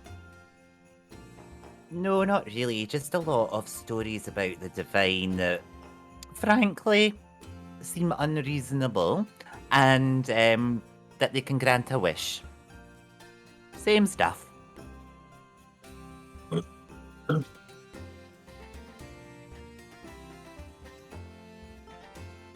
Are you playing the piano? I would love to attempt to plunk out a few keys. Could you roll a performance, please? Sure can. Then a stealth, then a poison check. No, Okay. You simply sit at the piano and begin to play. I wouldn't say it's overly, the best performance, but it's definitely a legible tune. The more you play, the more dust sort of moves around the piano as if it hasn't been played in a while. But as you play, the room shakes just a little bit. Could the rest of their party stood behind you, so those who stood directly behind you, could you roll a perception?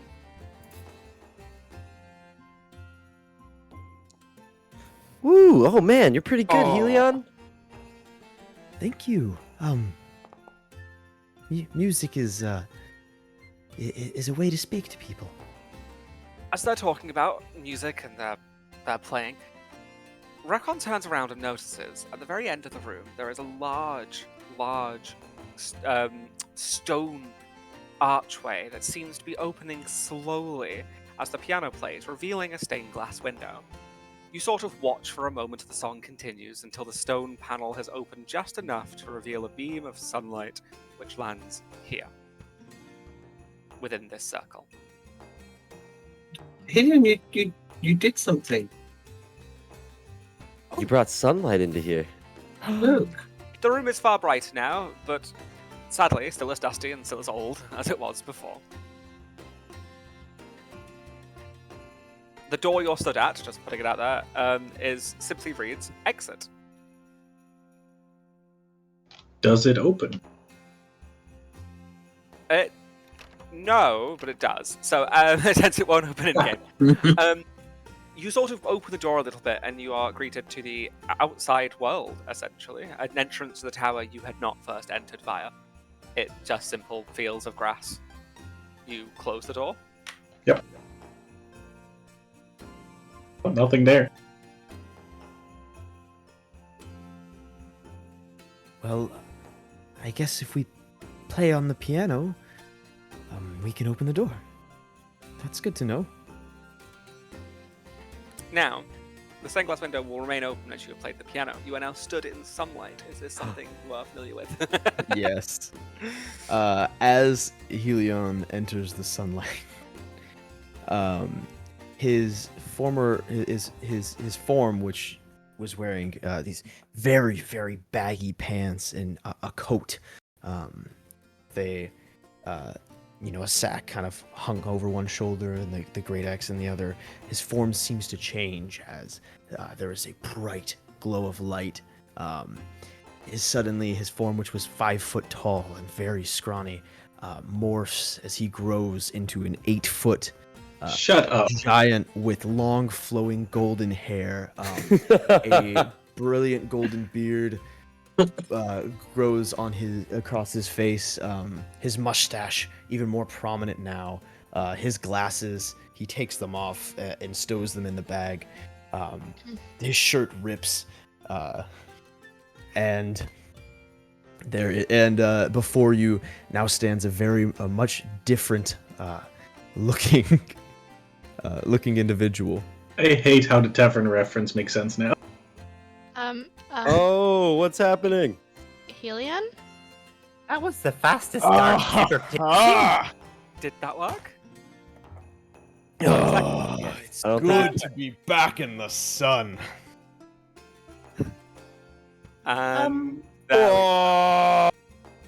He is huge.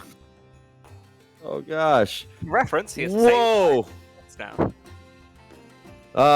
Helion? Yes. Are you okay? Wait, this is the same guy that just tripped over in the bathtub. Indeed. Whoa. You feel like heat coming off of him. This is myself. In fact, there's nothing better than me. I couldn't be anything less. Of course I'm Helion. What happens if you take about 4 steps to your left, my lord? Whatever do you mean? I would take 4 steps to my left. Why don't you do that for us, just for science? Perry, could you move? Helion, I have no respect for I'm science. moving. Therefore, I will not move. Well, fair. I don't think you're going to stay there for very long, though, love. The statue. The divine. Truly a magnificent being. Maybe one only worthy of myself. In this moment, you would now be at eye level with the divine statue. Someone possibly worthy of my own worthiness. your worthiness? All right. Shall we continue to the next level? Onward! As soon as I step out of the sunshine. I'm not sure how I feel about this new Helion. Well, that wasn't unexpected. As they How step do I- from how- the sunshine, the same effect simply reverses as they become as they were before. Oh, Helion? yes? What was that? Oh, sorry. The sunlight invigorates me. You called that invigorating? Oh, yes. Don't you feel better when you walk out into the sun? I mean, not particularly. I mean, I feel warm and happy, but I don't put on 200 pounds of muscle. You grow 3 extra feet? Nothing happens to Akaru when it stands. Is it the light? Hikaru jumps down off Rekken's shoulder, stands exactly where Helium was, and just like stands on his back legs, looking at the sun, trying desperately hard to grow. Well, I have a habit of doing that when I'm in the sun. Well, we're gonna be underground or inside for most of this. Is that gonna? I guess not underground. We're going up. But is that Yeah. gonna? Okay. I don't know what to do with this. Don't worry. I can, if I need to, I have a little bit of sunlight inside me, and I can bring that out. But it won't last very long. So I have to be careful when I use it. Phineas just starts poking at Helion. Oh, that tickles. All right. Curious creature. Does that have to do with the tail? I don't know. I probably shouldn't ask people about their tails. That seems rude. Let's just go.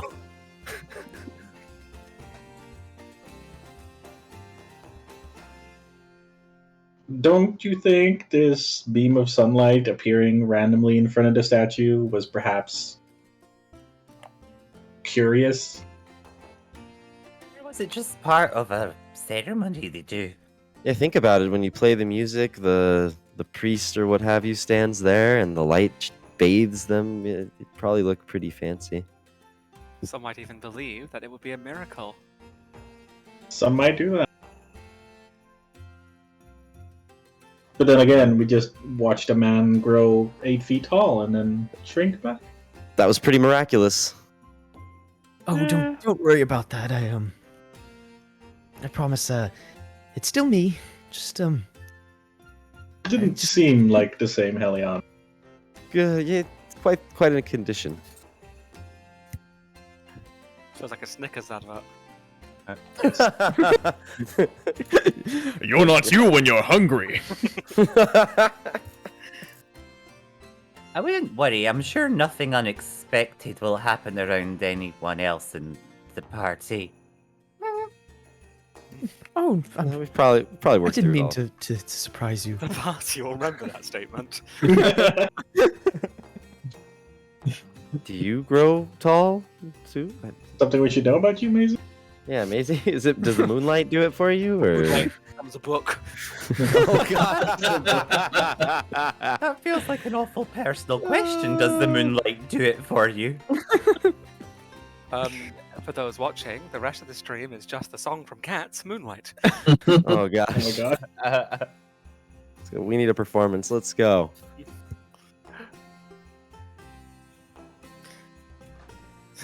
Pay no attention to the rig. It was, yeah, Rekon just walking sideways down a corridor. Up against the wall. He's sneaking. The crab off. Does somebody else want to go in there first? Essentially, this room read minor dining room. It smells of sweet cookies and baked goods. From what you can see from the doorway, it feels like the cleanest room you've seen thus far. Now, for clarity, OR or ER minor? That's a big difference.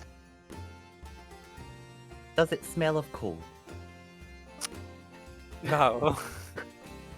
Smells of cookies and baked goods. Ooh. Ikaro jumps straight onto the table and starts sniffing at the cookies. Watch out, a bathtub. No. Bathtub. My worst enemy. Akaru, roll a Hygiene. Constitution. Hygiene. Constitution. Yes.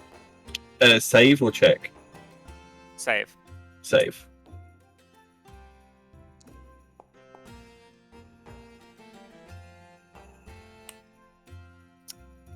One second, I will cancel that.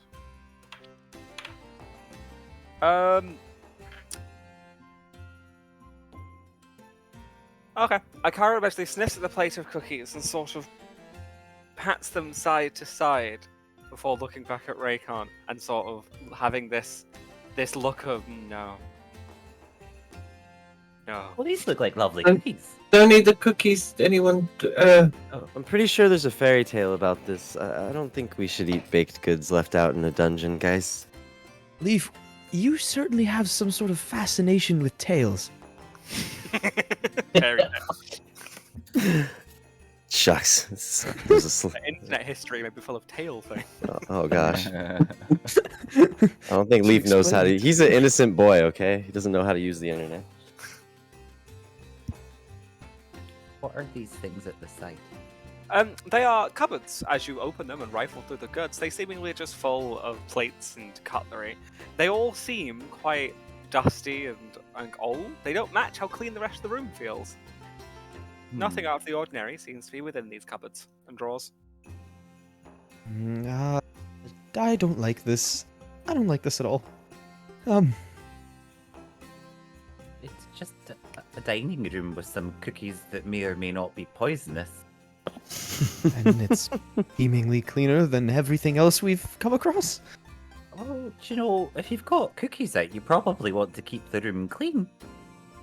I think he Such a means it looks valid like point. there's people or someone has been coming here to do this, right? Or it's magic. Phineas gets Pot Pie to pick up one of the cookies. Okay. Do they just have the cookie on their person now? They just want to bring the cookie. Okay, Just cool. getting Pot Pie to pick one up to see if it's safe to even take him.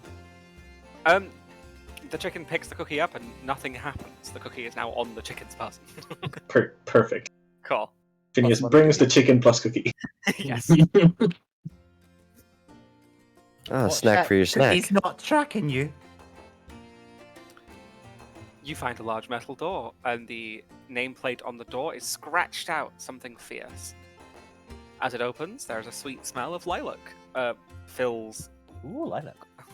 the air. There is a small, tattered blue rug in the center of the room, a bed in the same hue of blue, a desk with a chair, a series of papers scattered in a singular book. The room itself is well lit with candles, but no windows. Phineas starts looking through the letters. Could you roll perception?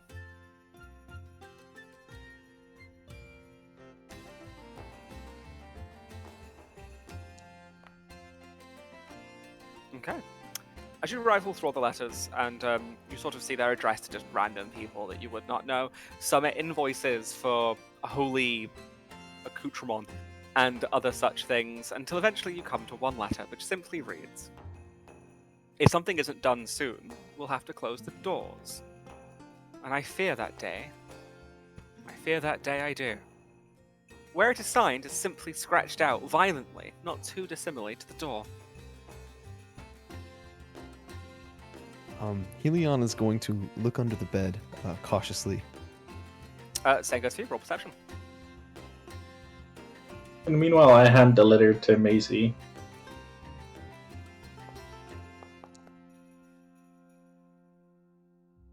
But the monster gets you, I'm afraid. No. You The sort of go- boogeyman. Roll initiative. How are you looking under the bed? That's a good way to say. How are you looking under the bed? Like a child checking for a monster. Okay, cool. As you sort of get onto the floor to look under the bed, you sort of squint deep into your glasses in the hopes you can see something. There seems to be nothing but dust under the bed, really. It seems a little too dark to tell. Do you put your hand under the bed? Heavens, no.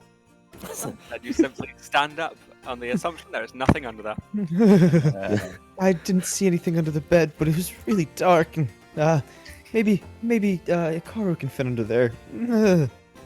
Not for me. Why? Okay, we'll take a look. I'd like to look before I think Hikaru. Perception is Hikaru. Can... When Recon goes in, I go follow close behind Recon. Hikaru sticks their head under the bed, being the size it is. It has absolutely no problem doing this. You hear it squeak as it sort of like wriggles a little further in. It eventually completely disappears before coming back out covered in dust. It shakes the dust off and simply sort of a shrugging motion with one set of its arms. Maybe we should go wash him in the fountain in the hall. Definitely not use the bathtub. Full of the wrong liquid. Yeah. Bathe him in my blood. Yeah, sure. I'll go with you to do that, Recon. You guys keep investigating here? I'll go Yeah. with you too. Probably Press the wrong button. unsurprisingly, Maisie's checking out the book. Shocking. I know. Shocking. Whatever would I expect. Now, as Maisie flicks through the pages of the book, it seems to be half a fantasy tale of wonder and then half of a diary, as if the writer got bored halfway through. The story dictates the tale of a young, scrappy, pink-haired elven child going to take on the tower and defeating all of the flaws. You sort of realize that it has to completely be fictional as it begins to dictate the things an elf could never do, such as fly and shoot lasers. The story eventually ends, and there are a few pages of absolutely nothing until it begins to dictate small pieces of information about whoever wrote this' day-to-day life. It sort of indicates that their job was daily to live in this room and give sermon every single week to new people every week. It dictates they enjoy doing it, but they are slowly losing faith in the divine. There is nothing else to this book. Oh, good. Seems like we're on the right track with this made up. Yes. Okay, we can just leave this here.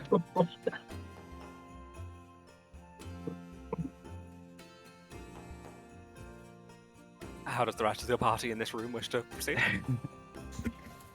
Alright, well, if you say it's nothing interesting, there surely can be anything interesting about it. Shall we go and find out if they've cleaned off the friend yet? Phineas just mutters to himself as they walk. Maybe they should bathe them in the blood. Maybe it'll work on the little green creature too. To the other party, we find Ikaru being placed in a large tub of what is deemed to be the tears of the divine. As you begin to scrub and wash your Eidolon, the water gets muddier and dirtier, full of the dust and the grime that not only was in that, but also from the pores of the wet room that they were in previously. No overly magical quality is added or any given way, so you are left purely assuming that these are not the tears of the divine, and probably just water that you have muddied with your... That's better, isn't it, Akaru? As you pull Ikaru out of the large basin of water, you are now left with a very wet Ikaru. He shakes himself and kind of fluffs up like the cats do in the cartoons. Tears of the divine, huh? Well, they say you cleanliness is close to godliness. Could everyone apart from Ikaru now roll a flat 20?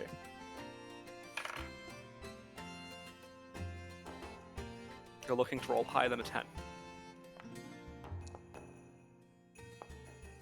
Let's go, let's go, let's go! Hey, all right. Ikaru shakes vigorously as the water sprays everywhere, missing everyone, but only just. Yeah, but only just. As the water sprays the floor, the party is left with the knowledge that wherever the water hit, mainly the rugs and the tapestries on the wall, now smell very similar to wet dog. Perhaps we should dry Akaru off in the sunbeam here. Good idea.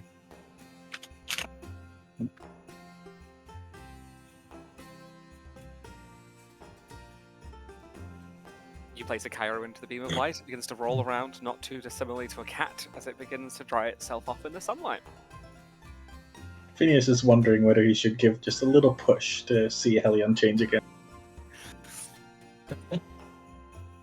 Everyone can now see the circle of sunlight is now drenched, as the sunlight isn't technically drying Ikaru, it is the carpet. That's great. What did you guys find in the room on the desk? Nothing particularly of interest, to be honest. A bunch of letters, most of them of none importance. One saying they were worried, they were dreading the day that the doors would have to be closed. Recon looks over at the door at the far end of the room and says, but they are closed. Yeah, but they opened just fine. As you say this, the sun sets just enough not to be able to shine the beam of light through the window anymore. Ooh, we should probably get moving. Yeah. Well, there's more floor to search. Okay. Yeah, I'm pretty sure I saw a door out this way.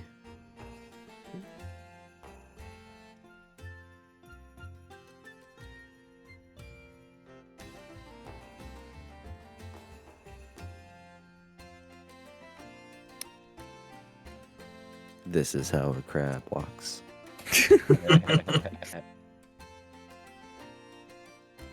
Alright, I guess I'll open the door.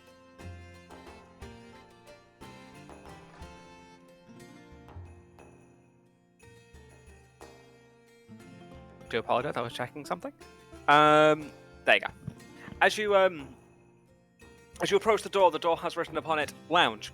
As you enter, the room seems relatively clean. There's the occasional spider web. There's a fireplace that is not lit. A series of family portraits sort of bear the wall. In the center of the room, there's a large table with a large gold-bound book. There are several books scattered around the room, and two large, ornate sofas sit upon what can only be assumed to be a large silk red carpet. These plants over here. You approach the large potted, what seem to be roses. On closer inspection, they don't seem to be real. Oh.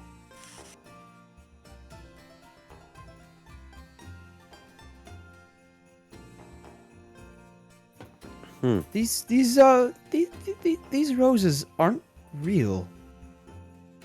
Seems like everything we've run across in here is kind of a facade. Is the fireplace real? Would you like to roll perception on the fireplace?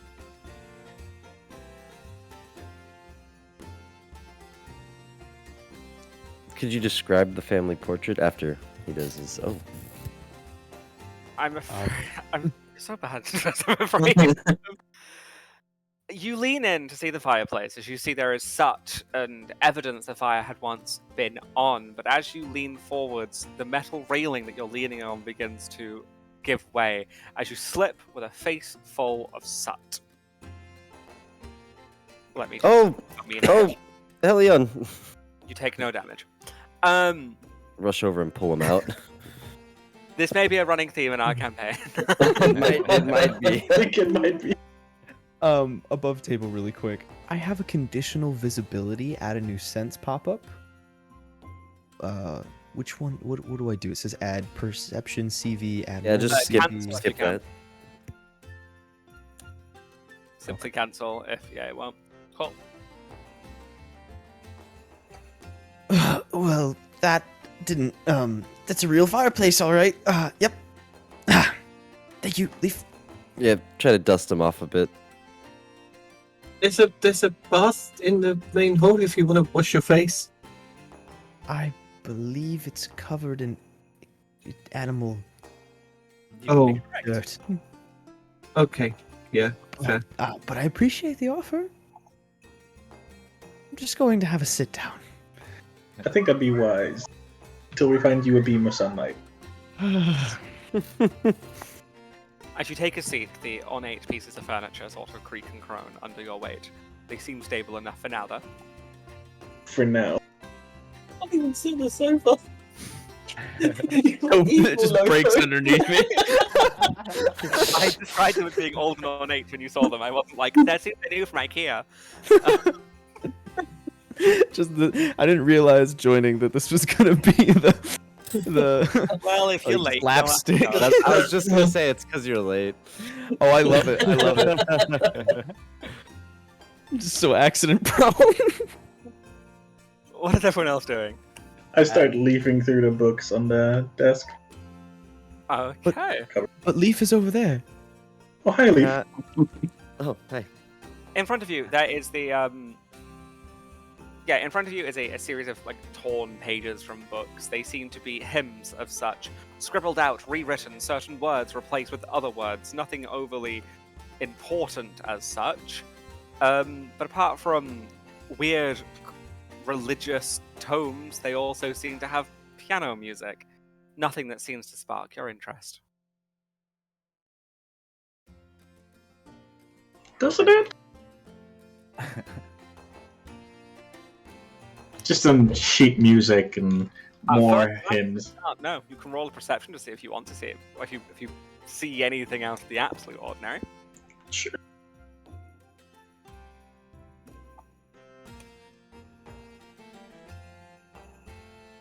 Ah. As you flick through all the music pieces of the paper and the notes and all this, you do find one that simply reads, "Close the tower." Now, this is a character question to your actual character. Do you have a background in music? I do not. Then the sheet music means absolutely nothing to you. You can only read the title. That is Well, that's interesting. For case of matter, you take the piece of paper with you. I'm assuming we're letting everyone else to see what they're doing. Sure, yeah. When everyone wants to go next. Yeah, I went for quantity of books, and that was the way forward. So I'm over here. Okay, before you are a series of books that seemingly range from standard fiction to books on how to, such as how to give a sermon, how to bake poison into cookies, and how to deceive, ?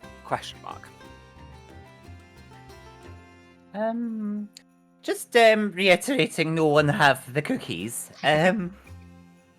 No cookies. I think I would probably have a flick through the how to deceive ? Whoever ? Might be. Okay, could you roll a perception?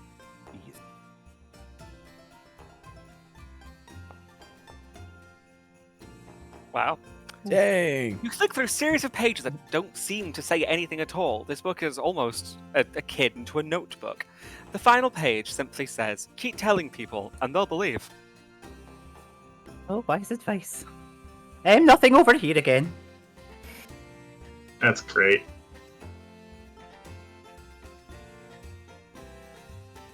Anyone else? I'm taking a look at this painting over here. You said there was family portraits? I was curious who's in them. And... A series of elves with pinkish hair stand within the portrait. They look incredibly happy. The portrait itself was hand-painted, so it's unclear when it was painted. Do any of them bear resemblance to Elizabeth? No. The only resemblance you would possibly be able to make out is that they have pink hair. Yeah, that's the only other pink-haired person I've ever seen. It's also a human. These are elves. Oh, she didn't seem human to me. Amen for that. He doesn't see race. Yes, clearly. Unless they had tails. Hey, I was just curious. Oh, shucks. Yeah, I mean, that's all I was kind of doing. I was nothing interesting about it. I'm just kind of poking around. Then on that case, you would notice the other painting on the other side of the fireplace, seemingly a different family of elves, much older, these family, same with pink hair. You can just about make out they're not the same people, but these are far older than the ones on the other side. So it's generation or later? Yes. Yeah, okay. I think these might be the people who were living here, giving the sermons. From everything you guys have been saying, it sounds like long ago this tower was just open to people? Phineas walks over to Perry to see what she's doing with the book. Are you reading that book, dear? Someone's anxious to read it. Have I a book?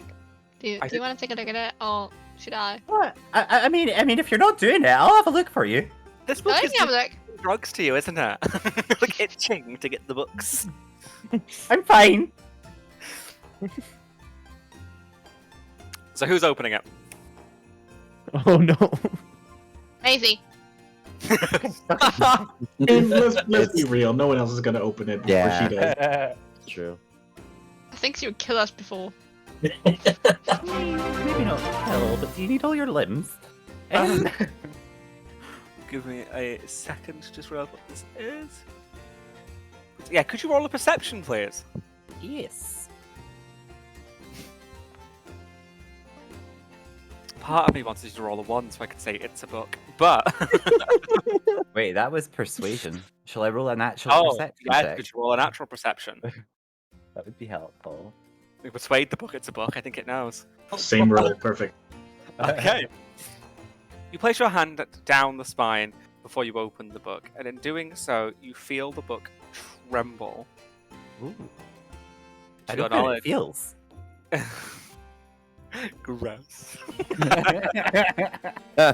You immediately click to as you realize that this is probably not a book, as it seems to be slightly breathing. Oh.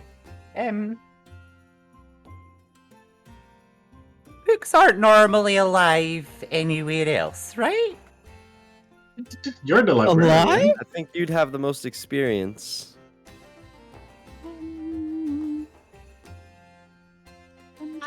I'm just gonna step over here. Just going to, and I'm going to take my dagger out from below my dress, another weapon that I have there, and just stab it into the book because I'm panicking. Could you roll a strength then?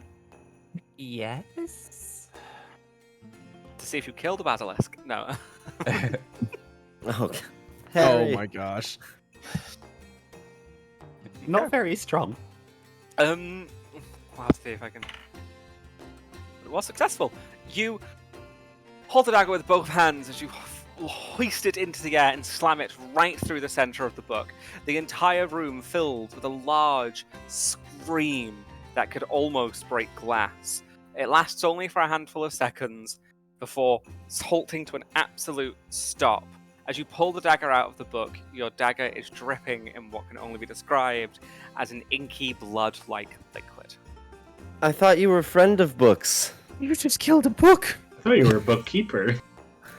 I said guardian, and this one was clearly possessed. What if it was alive and could give you knowledge? His name was Bookie. No.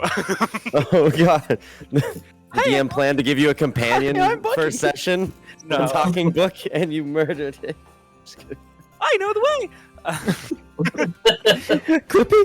Oh no. Hey, listen. Oh no. You stay Oh, away God. from me. Back demon. Computer end program. Oh gosh. So essentially, you're stood there now with a dagger dripping in inky blood, and the book is assumingly dead as the pool of this inky blood sort of like seeps into the cloth on the table. The book now has a large, obviously, dagger mark going all the way through it. I think it's going to be very tough to read this book now. Well, I don't know. I'm going to open the book and find out. Okay. You struggle a little bit, but you do manage to open the book. In doing so, you hear like a snapping, like a spine being broken. Do you get it? It's a book. Anyway, spine being broken. Yeah. As you do so, you try to flick through the pages, but each page of this book seemingly now completely black of the ink and the blood. You notice on the underside of the cover of the book lays a million tiny little needles of teeth. So essentially, I think we did the right thing. I think you might be right. Does anyone want this book? well, Actually, one real quick, you actually can't put the book down now. But real quick, thank you for the hype train. Literally everyone in general on stream, thank you so much. You've Woo, given chat. far more than I thought. You guys are awesome. It's been wonderful. Thank you. Keep it up. And in general, just thank you all. It's been wonderful. We're still going, obviously, but thank you. So yeah, thank you for the bits, Drunky. I can't see everyone's right now. I don't have my view on me. names are being thrown at me. Literally everyone who has, thank you so much. We will definitely do a proper shout out at the end of the stream. Again, we're going to go back to this, but thank you so much. In general, just thank you so. It's unbelievable. Anyway, back to the campaign. You try to place the book down, but you are compelled not to. Oh.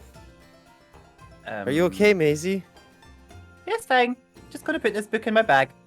The book enters your bag and simply stops bleeding. Is this a globe over here? There is a globe, yes. Can I have one of the pages of that book? What book?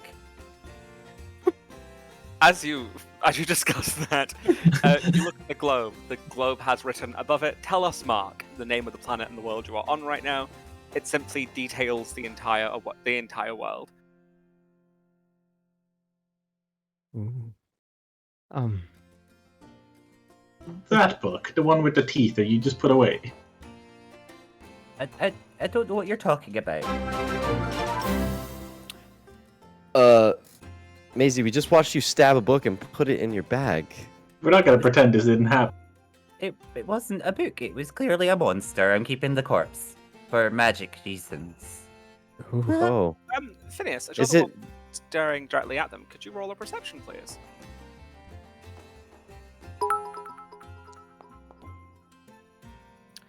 You notice only briefly, as a passing moment, the blacks within her eyes spiral like ink, only for a moment, before returning back to the pupils they once were. I don't think Maisie's okay. What do you Her mean? eyes were You're doing fine. something weird just now. Well, I am a cat. You keep pointing it out. I've never seen a cat swirl its eyes. I've Basically, not had be a book unaware yet. of what's being said. Essentially, you don't know what that means.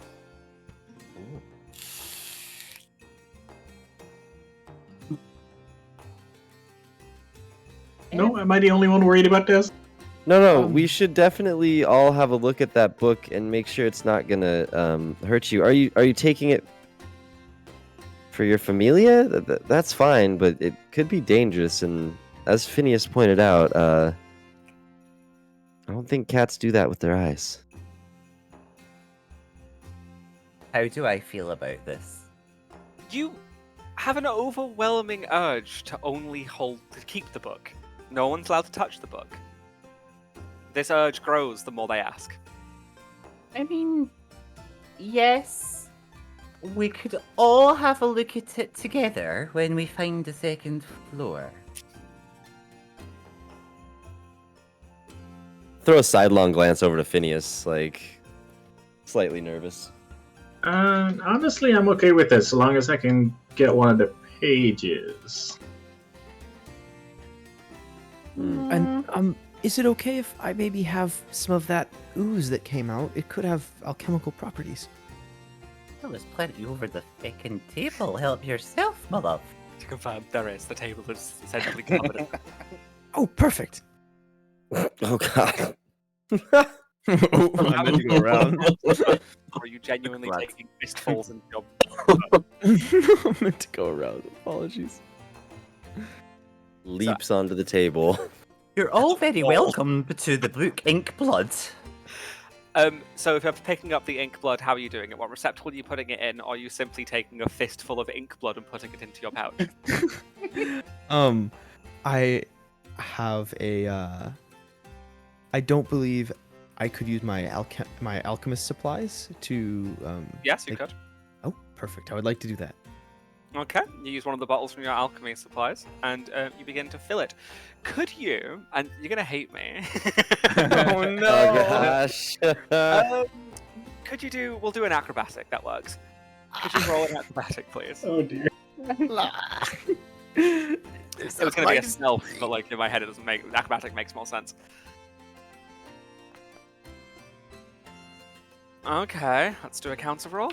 You don't roll well, do you? Oh, but you roll Level well enough. -3. Okay. You carefully decant this liquid from the bottle into the table. You get none on you whatsoever. and the bottle goes into your inventory. Oh, There we are. oh. I don't feel like I was in danger at all. Crying while doing it. Just sobbing. Oh gosh. I love Well, my if we're new all good, we should just go and look for the second floor now. Hold on, Maisie. they just like smile and walk. I still want to know about a page from that book. You all chase Macy as she leaves the room. That's the only thing I care about. Something about that painting. Perry, ready?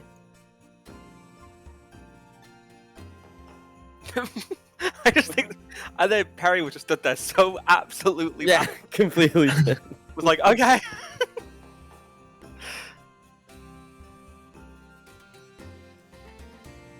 Oh, look, a room. You find a door that is labeled library. Oh god, well she lost her. Well, we've lost her. Yeah, that's game over. Okay, Well, so well, I'm in the library. It's the library. While we've lost her, we actually have. I do want to tell you guys about this piece of paper that I found with what I'm assuming is sheet music, but I don't read music. And it says to close the tower, and combining that with the knowledge we had about the letter earlier about closing the tower, maybe that's something that we might want to look into.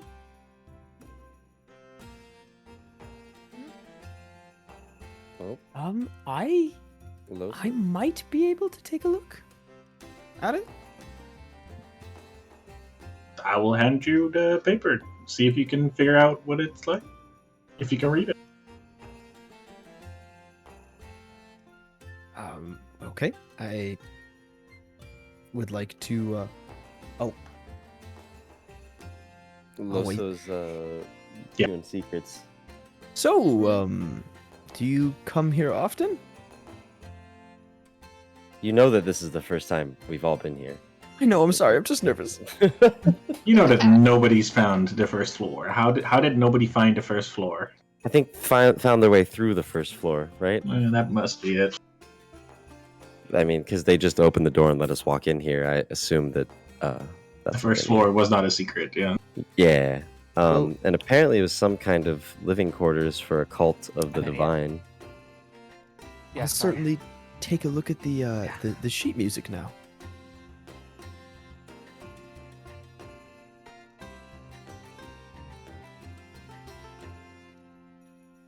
There we go, Uh, sir. As you are all discussing this, you can hear through the library door the sound of many a book being thrown and read and rummaged through. The sounds of a crazed person reading 1,000 books sort of emanates from the room behind you. That sounds about I'll right. Reading just 1,000 give a check. As you Well, enter this the is a good one. library, you notice that there are books everywhere. You had yet to see inside the room, so you don't know the state it was before. But there are books all over the floor. You find her at the end of the room, surrounded in a pile of books, reading frantically. Maisie, are you okay? Oh yes, just having a read. I can Oh, see this is a that. good one. Meanwhile, Phineas hands the music sheet, the music to Helion to Okay. read. In the possession of the music, could you roll a perception? All right. Let me take a look at it. Oh, sweet baby Jesus. You paper cut and you don't know. I die. Never be late. Your glasses. Oh my so covered gosh. in a mixture of soot and blood from your forehead.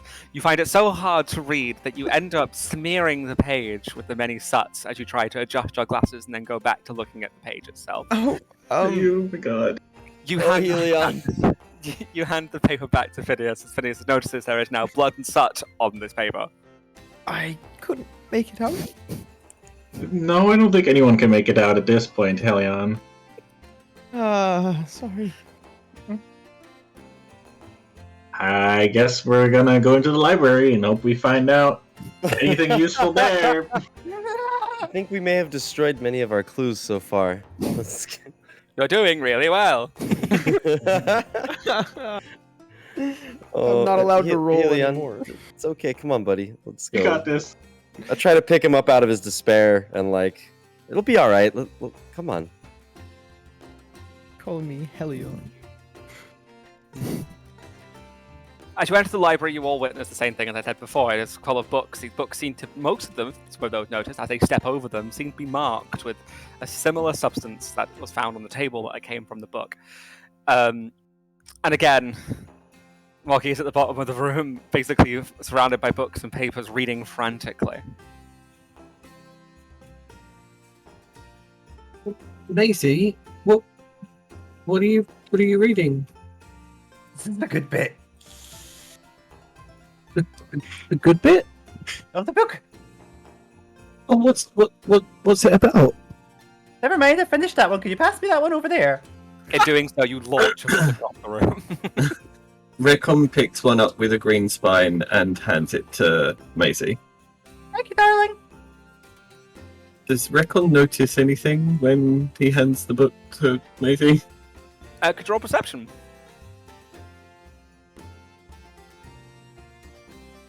Oops. Yes. As you hand the book over to Maisie, the second Maisie's hand touches the book, the corner which she touches sort of darkens a little bit. You notice the book is now seemingly permanently changed.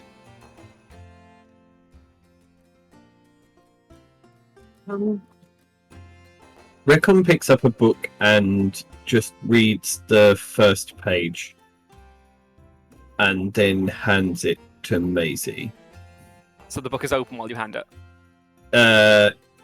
Yes, but Yeah. also I want to keep track of the book when Maisie inevitably throws it across the room and go and pick it up and read the first page again. Okay. You read the page, it is quite legible. It is essentially a cookbook of how to cook the various amounts of food, a more introduction to cooking. You hand the book to Maisie, and you can't quite see what happens, but she begins to read it frantically.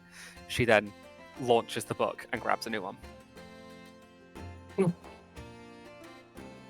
I go to the book and I don't touch it, but I look to see if it's You the... kick the book over, and in doing so, the front page now has no words whatsoever.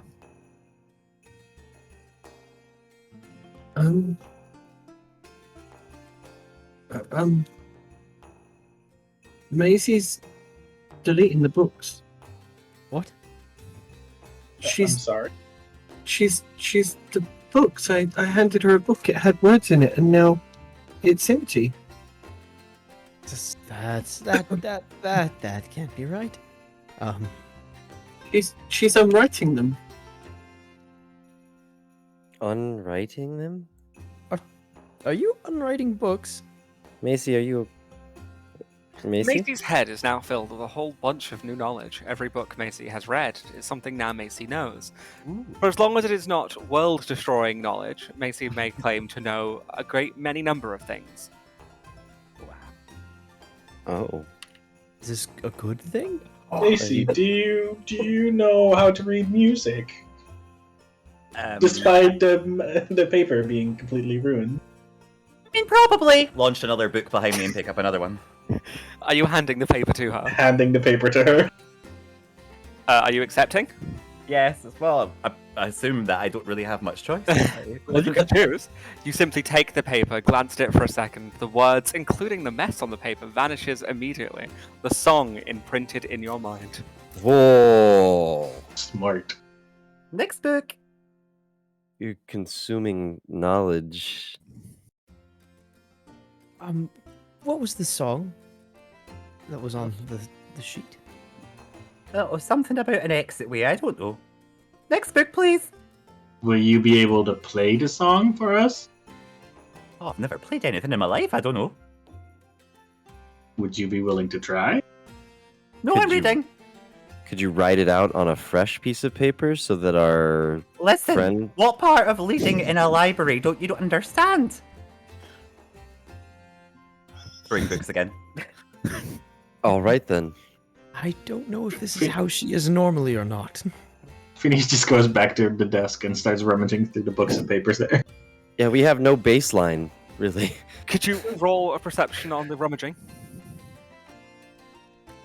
You have to roll higher than a 13. Nice. While rummaging through a bunch of books and papers, you find simple just books that are logging books in and out of this tiny library. Amongst other things, in one of the drawers that you pull open, it sort of falls loose. As you pull the drawer away, behind it is a small bag with 5 gold pieces. I pocket the gold pieces. Okay. Perry, what have you got over there? Do I find anything interesting in the list of books? As you As I walk, skim through it? 1 second. As you walk up to Perry, she is in deep trance reading this book. As she flips through pages to pages. Okay, she's not here right now. Oh, my bad. You leave her Okay. to her reading, essentially. Also, all of the books you were looking for on the desk simply just detail books that have come and gone from the library. None seem to take your interest. Well, look, there's more books over here. Maisie, do you think that you could teach me that song really quick? We're gonna Sorry. be here for ages if we have to wait on her reading every book. Maisie, do you think that you could teach me that song really quick? Listen. Means I thought I could whisper in a library. We could take the books out of the library and hide them, so she doesn't. I don't think as that's. many. I don't think that's possible or a good idea. As she rummages through the many books, reading and throwing, she stumbles. Could you? I'd had it in. Ooh, what should we actually do it as? An Arcana. Yeah, could you roll an Arcana, please? me. Yeah. Okay. As you stumble for a moment from reading, your eyes sort of flash a deep, inky black before returning to normal.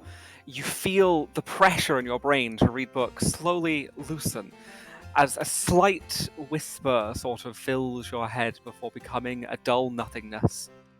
I'm full. You sort of click to as if the last, say, 20 minutes of reading and frantically just completely never happened. The knowledge, though, remains within you. Oh. What happened in here? You did. Me? I mean, You did. Why are you whispering? You said it was the library and I needed to Oh. shh. I'm not wrong, but I don't remember shushing you. I do have quite an epic shush, though, so I understand. You would be appalled at the fact that these books are all damaged and empty. And thrown. Mainly thrown. Look, who seriously did this? Was it like someone came in? Maisie, you were doing this. What a bunch of nonsense. I would never. Books? Destroyed? Wait, I think I remember something about that. We all, we all just watched you tear through this library, like you were possessed. While Much being curious about Perry just standing there in a trance reading a book, Phineas does walk back and is like, do you happen to remember a song that you read about closing the tower? You would. Yeah, actually. Could you teach that to Helion or play it yourself, if you remember it that well?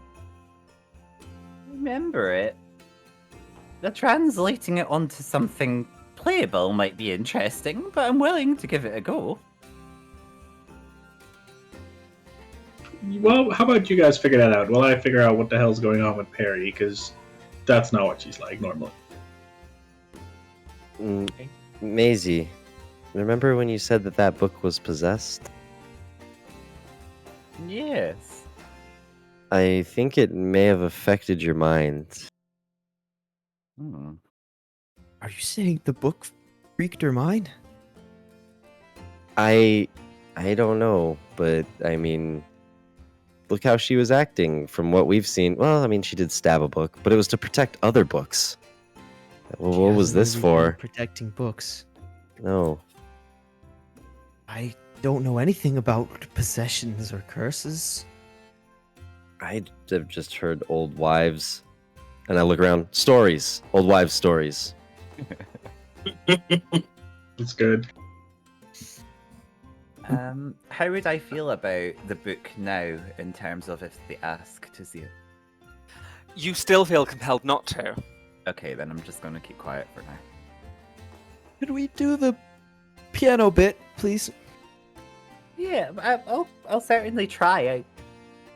Funnily enough, I think I learned something on how to play the basics of the piano as well. I will allow this. Yes. It might not be good. We'll play with advantage. Alright, We should Just walks check up on. there, Perry. Yes, Phineas? Just to confirm for Perry, you were deep in a trance reading a book, essentially. Yes. Are you Um, okay? I don't know. This is it's a really good book. What is the book about? The book can be about anything you want it to be about. Magic and animals. Did you find anything interesting? I might actually take the book with me. You take the book of magic and animals Yes. upon your person. I As love you, it. I assume as we follow the party off to the main hall. Before everyone moves off, they see Phineas flip flip Perry the bird. What's that mean, Recon? Harry replies with don't flipping a know. bird back at Phineas. Is that When like you say- a? Is, When They're you brother say and sister, flipping the right? bird, are you like literally flipping her off, or are you just Yes. flipping Yeah, Popeye? flipping each other off, yeah. Just, oh, the chicken. That would have been funny. Just throwing the chicken between you. just throwing Popeye around. Like, here you go. Just flipping the bird around. I don't yeah. know. Maybe. Is it a term of endearment? Like they're brother and sister, right? And I do it to Recon. Recon does it back and smiles. Yeah, like we both totally think. Yeah, this is cool. All right. Love this. Let's go say hi to Maisie. Yeah, let's. As you get closer to the main hall, you can hear Maisie starting to warm up on the piano as a few notes are being played. The boys learned something new. Wonderful, you play so well. Somehow yes. Is it So- what's the roll for it? Performance, yeah. Could you roll performance with advantage? Yes. And then name what the song sounds like, because why not?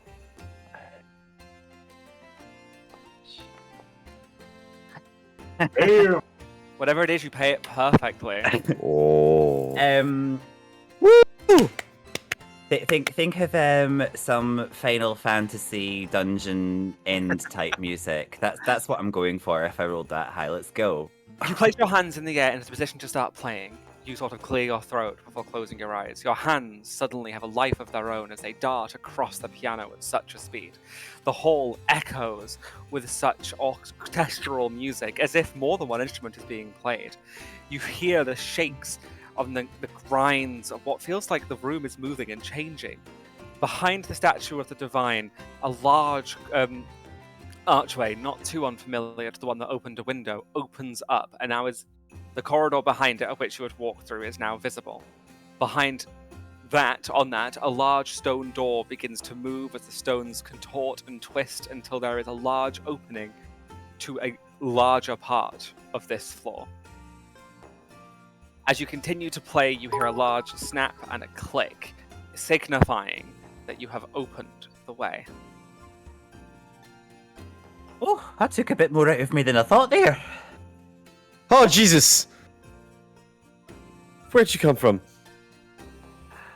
Lisbeth seemingly appears amongst all the commotion of the room shifting and moving. She simply bows with her still unhuman-like smile. Hi, Lisbeth. Recon flips to the bird.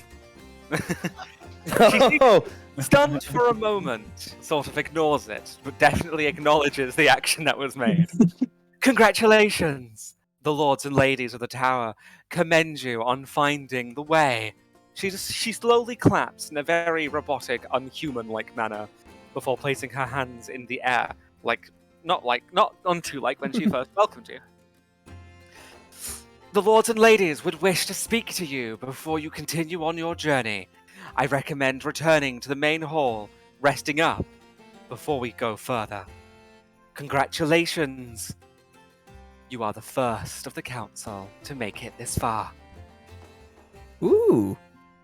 With her arm still in the air, she bows, before going back to her completely stiff as a board, straight posture, arms back to length, and she simply leads the way. For a moment, I thought she just didn't care. We made that joke as DMs, just saying. Ah.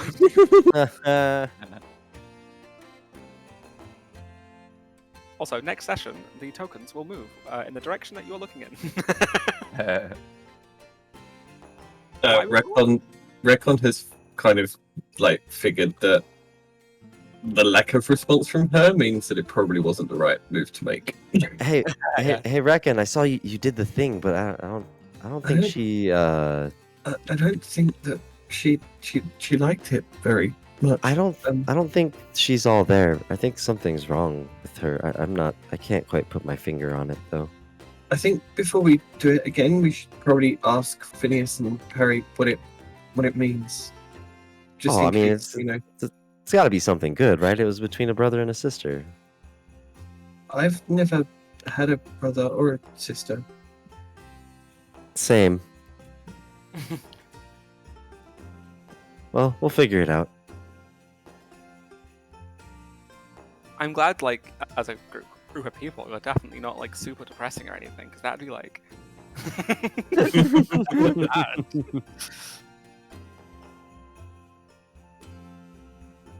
Oh! They're out of their chairs and big. And big. The elven one flew off the map. He's not having any of this. He must really not have liked me. And let's just quickly, for time disparity's sake, so we can see. There we go.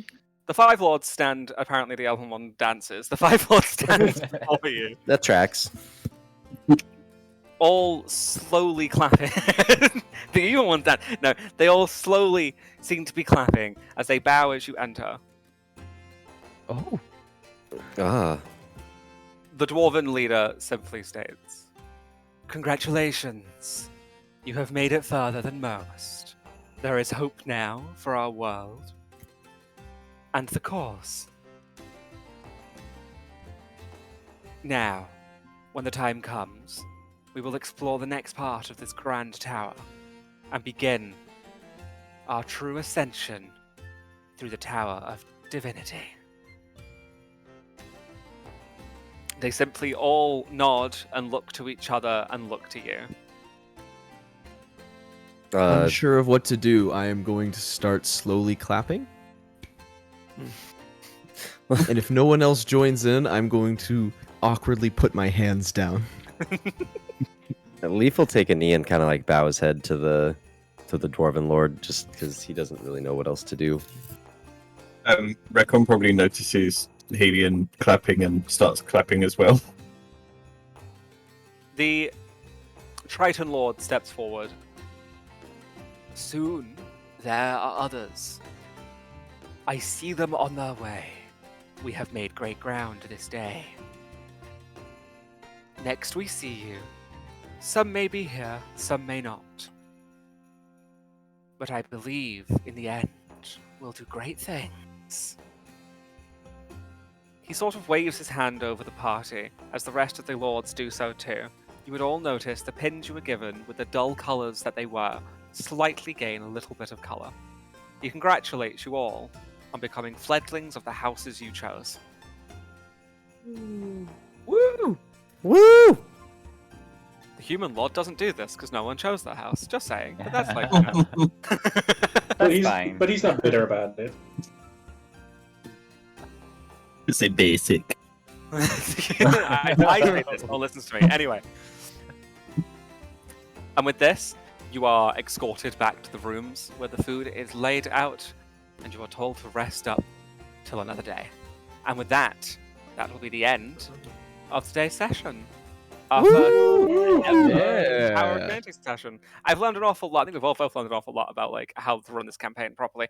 But no, thank you for joining us, both people and players in general. Unfathomable turnout. We had like 30 plus people at one point. It's crazy. I didn't think we'd get the same number we get when we do Saturday streams, because we get a fair few then, but no, we did just as well, if not better. Thank you to everyone who donated. Thanks to everyone who subbed. Thanks to all the gift subs. There we go. Thanks to all the gift subs, and thanks for the follows. So much happened. So much in chat happened. Did we shout everyone out as we went along? You tried to. Okay. If you want to do some shout outs now, and if you don't get a shout out and you did donate or did do anything like along the lines of this, don't worry, we'll definitely mention you on Twitter if you have a Twitter, or we'll definitely give a we're definitely going to give a thank you on our Discord. If you want to know our Discord, simply do !Discord in chat and the link will appear. You can also find us over on Twitter at boop_together. And you can also find our Ko-Fi account, of which I'll be uploading some of the artwork from this campaign, as well as the other campaign, as time goes on. The last thing I posted was some artwork of the headers from the previous campaign.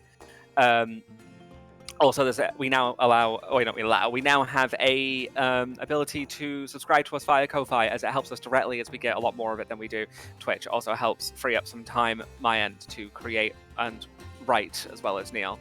But outside of that, no, you've all been absolutely wonderful. Thank you for literally like everything. I unfathomably can't believe the amount of people who not only showed up but supported. Thank you to the players. You were all absolutely wonderful. Thanks for having us. Yeah, thanks for being here. You played your character so incredibly well. You really, really did. I look forward to seeing who will be here. We assume next week. Right now, we assume we'll make note in the Discord about it. But right now, I assume it's going to be same-ish time next Sunday. But again, we won't have the same players. This campaign is a drop-in, drop-out system. There'll be new people who will join and choose a house and then go on to the second floor with the rest of the party, as well as, you know, as the campaign goes on, we'll do things along those lines. If you are interested in joining this campaign and taking part in the future, simply join our Discord and tell us that you're interested, and we will gladly make you a character. You need no experience in D&D, none whatsoever, to join. We're willing to teach you and guide you along the way. Everything is somewhat rudimentary as such. We also, I think, with Forge and the things we've used and the programs you're using within Forge, make it incredibly easy to understand the rules and the laws and the point of D&D. So yeah, one last time, thank you everyone who joined. Again, been absolutely wonderful. Are we raiding anyone? Or are we not? We should? Okay, Raid. We often do not raid on D&D because it's so late, but it's like in the middle of the day, so Raid. Middle of the day? Well, the evening, but still. Thank I you. don't sleep. It's 10 a.m. The Americans got up at 6:30 to come play today. They did. Well, no, they didn't technically. Well, one of them didn't. Yeah. Sorry. They got should learn their lesson now. It's been a fun time. Andrew, everyone, you guys' characters were freaking fantastic. I really enjoyed playing with y'all. Thanks for having me. That was really So cool much fun. experience. Foxy. Is Foxy live? Yeah, Raid Foxy. No? Yeah, Foxy's live. Wait, didn't he just went live? Yeah, Raid Foxy. They just went live. Yeah, make a What's panic. that? Jesus Christ. Yeah. It's very second in time. But yes, again, it's been great meeting all of you in general. A lot of new faces in the campaign, which is great. Drunky can't get enough of this, apparently. They love hearing me talk, so that's an interesting one. Yep. That's the reason I'm here. Yep. Yep, there's no on at all. They're obsessed with me. It's kind of creepy. Dun, dun, dun. But no, again, we set the raid up, but I do hope to see you all whenever you're next available. I can't wait to see how your stories progress from the weird brother-sister to the weird brotherhood of the fucking white-haired people. Of the limp wrist handshake. Yes. Oh my god. That Deranged librarian. Which, Deranged librarian. What do you mean deranged? you became half demonic. Enthusiastic. Enthusiastic librarian. Enthusiastic. It's all about I never- phrasing. I never Well, pictured she my could- character so accident prone, but I'm happy for it. It was Honestly, I need to point out that accident prone truly was the luck of the dice. I don't want to point out that I was like, I hate you. It really was. No, it was hard on the dice. I loved it. It told the story. It did, yeah, of Really how you did. were late and how that will never happen again. Yeah. Oh god. Aye. Again, if the American people in our campaign wish to be put apart again, if that was too early, we can always work on doing one of the episodes. Some episodes are a lot later in the evening for us, so do not Oh worry. no. Oh no. I'll adjust. I am transition. I work nights, so I'm transitioning from a very late sleep schedule, and it will be fine. Well, that's good to know. But still, and with that, we will see. We may see you in the week with another stream. We're not entirely certain, but we'll see how that goes. If not, we'll definitely see you on Saturday for the next D&D campaign. We'll keep you posted on Twitter, Ko-Fi, and on Discord of what we'll next be doing next Sunday. And with that, have a wonderful time of day, no matter what time it is, morning, noon, or night. Make sure it's a good one, and we will see you all later. After I say boop, everyone say boop. Boop.